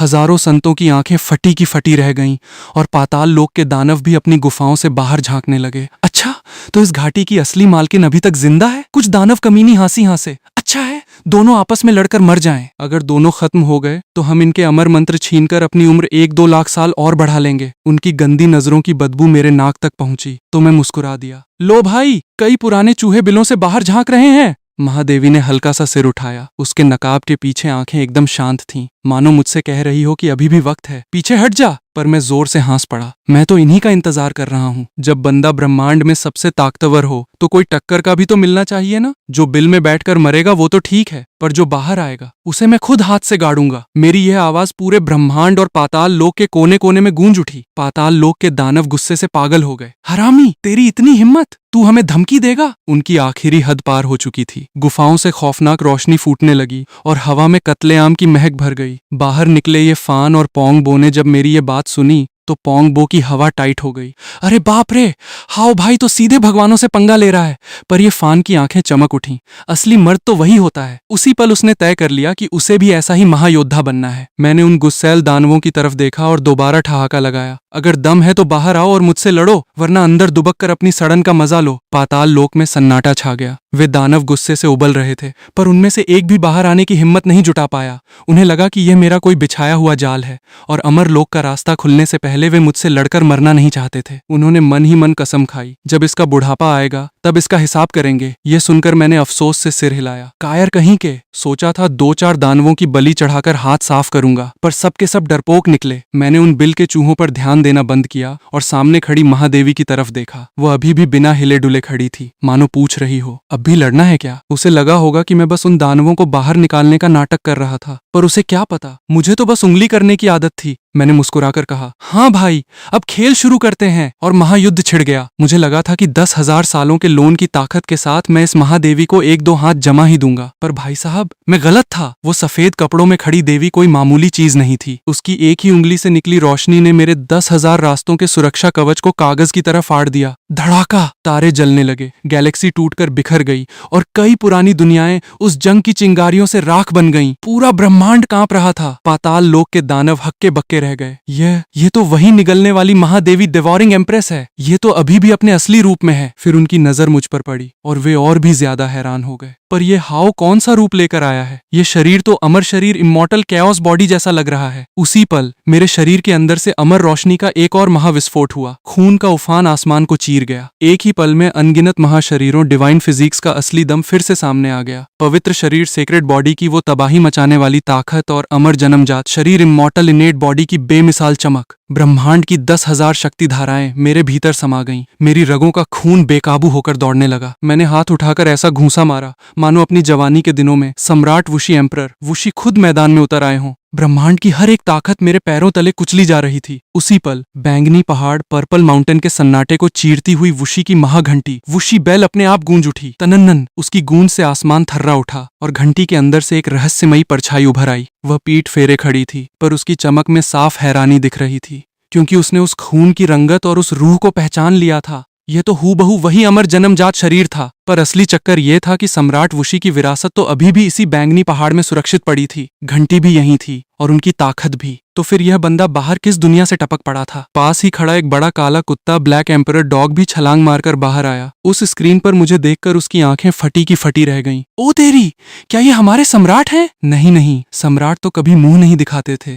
क्या दुनिया में एक और अमर जन्मजात शरीर ने जन्म ले लिया है? ऊपर से इसमें तो सम्राट के गुप्त मंत्रों की झलक भी है। ए बूढ़ी घंटी, तू नीयत की साफ नहीं है। तू चुपके चुपके सम्राट का वारिस तैयार कर रही थी, तो मुझे क्यों नहीं बताया? घंटी फिर से जोर से थर्राई। ये काम मेरा नहीं है। काला कुत्ता मानने को तैयार नहीं था। तो फिर इसके पास ये विद्या कहाँ से आई? तू अकेले सारा श्रेय लूटने के चक्कर में है ना? अगले ही सेकंड सम्राट की ऐसी महाताकत का दबाव पड़ा कि वो काला कुत्ता चारों खाने चित हो गया। हाय दया, कुत्ते को मार डाला, कुत्ते को मार डाला। मेरी सच बात चुभ गई ना?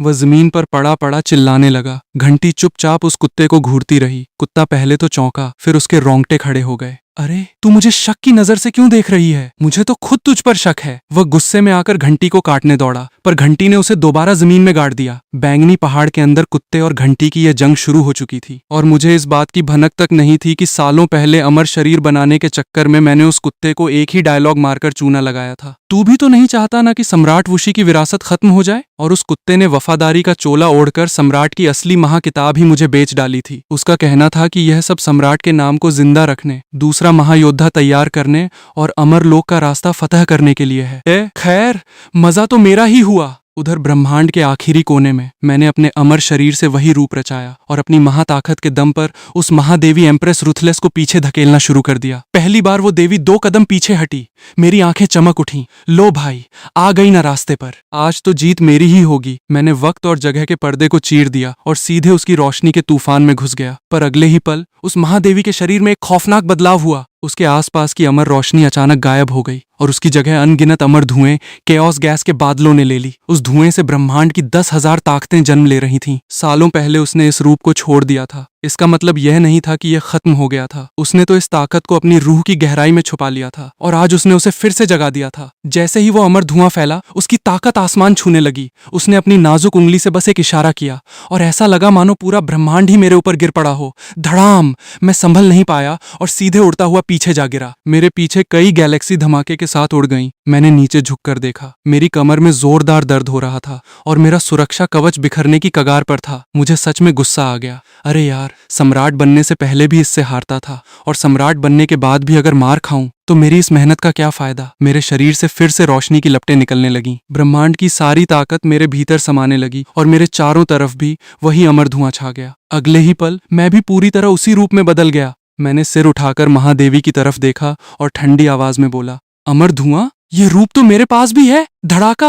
अब 2 महाशक्तियां ब्रह्मांड के कोने में आपस में टकरा रही थीं। यूं समझो कि 2 ब्रह्मांड एक दूसरे को निगलने पर तुले थे। हर तरफ तबाही का मंजर था और सब कुछ राख में बदल रहा था। उधर पाताल लोक अंडरवर्ल्ड के अंदर एक अमर हथियार जोर जोर से कांपने लगा। अंदर से एक चीख सुनाई दी, अमर शरीर, ये कैसे हो सकता है? पाताल के दानवों ने पहले तो अपने उस खास बनाए हुए दानव जीव को देखा और फिर ब्रह्मांड के कोने में लड़ रहे हम दोनों को देखा। वे सब सन्नाटे में आ गए। अंतर साफ दिख रहा था। उनका बनाया हुआ जीव तो हमारे असली रूप के आगे एक कचरे का डिब्बा लग रहा था। वह नकली जीव खुद झल्लाकर चिल्लाने लगा, मैं अभी पूरा नहीं बना हूं। अगर मुझे और शरीर निगलने को मिले तो मैं भी ऐसा ही बन जाऊंगा। पाताल के दानवों ने ऊपर ऊपर से तो हाँ में हाँ मिलाई। हाँ, बिल्कुल। पर मन ही मन वे मुझे ही घूर रहे थे। उन्हें समझ आ गया था कि असली खेल उस धुएं का नहीं बल्कि मेरे अमर शरीर का है। मेरा शरीर किसी भी रूप को असली बना सकता था। कुछ दानव फुसफुसाए, असली अमर शरीर तो इसे कहते हैं। अगर यह शरीर हमें मिल जाए तो हम अमर हो सकते हैं। पाताल की गुफाओं से कई पुराने दानव जाग उठे। उनकी आंखों में लालच, हवस और कत्लेआम का नशा तैर रहा था। मुझे उनकी गंदी नजरों का एहसास हुआ, पर मैंने ठेंगा दिखाया।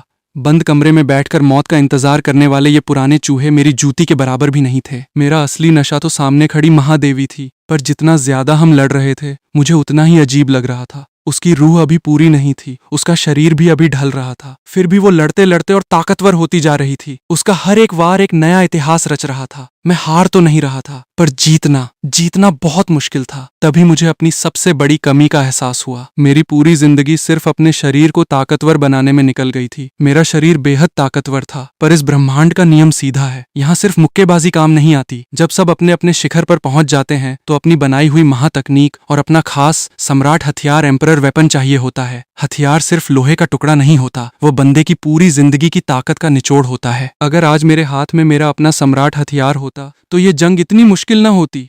मैंने उस देवी की तरफ देखा जो अभी भी शांत खड़ी थी। उसके कपड़े थोड़े फट चुके थे और हल्का सा खून दिख रहा था, पर वो तुरंत ठीक हो गया। उसके चेहरे पर वही बेफिक्र शांति थी, मानो कह रही हो कि अभी अभी जो मुक्का उसने मेरी कमर में मारा था वो तो बस एक शुरुआत थी। अरे यार, मैं ऐसे हार मानकर नहीं हट सकता। पूरे ब्रह्मांड की नजरें हम पर टिकी थीं। सबको लगा कि यह जंग यहीं रुक जाएगी और पाताल लोक फॉरबिडन जोन्स के दानवों को भी लगा कि मैं अब पीछे हट रहा हूं। पर अगले ही पल मेरी चीख से पूरा ब्रह्मांड दहल उठा। नहीं, मैं इतनी आसानी से हार नहीं मानूंगा। मेरे शरीर के अंदर से रोशनी का ऐसा महाविस्फोट हुआ कि सारे तारे थर थर कांपने लगे। अमर धुआं और अमर जन्मजात शरीर के रूप बिखर गए, पर वे खत्म नहीं हुए थे, बल्कि मेरे शरीर के अंदर 10,000 ताकतों के दरवाजे एक साथ खुल गए थे। अमर आंखें, इमॉर्टल आइज, दिव्य आत्मा, स्पिरिट बॉडी, भगवान शरीर, डिवाइन किंग बॉडी, सूर्य और चंद्र शरीर, सन एंड मून फिजिक्स। दुनिया के सारे महाशरीरों की ताकत एक साथ मेरे अंदर उमड़ने लगी। इस पल मेरी रूह और शरीर का कोना कोना साक्षात भगवान की तरह चमक रहा था। मैंने दूर खड़ी उस महादेवी एम्प्रेस रूथलेस की तरफ देखा और मेरी आवाज पूरे ब्रह्मांड में गूंज उठी। मेरे पास एक आखिरी वार बचा है। ये मेरे अमर शरीर की सबसे खौफनाक विद्या है। अगर तू इसे झेल गई तो मेरी हार पक्की।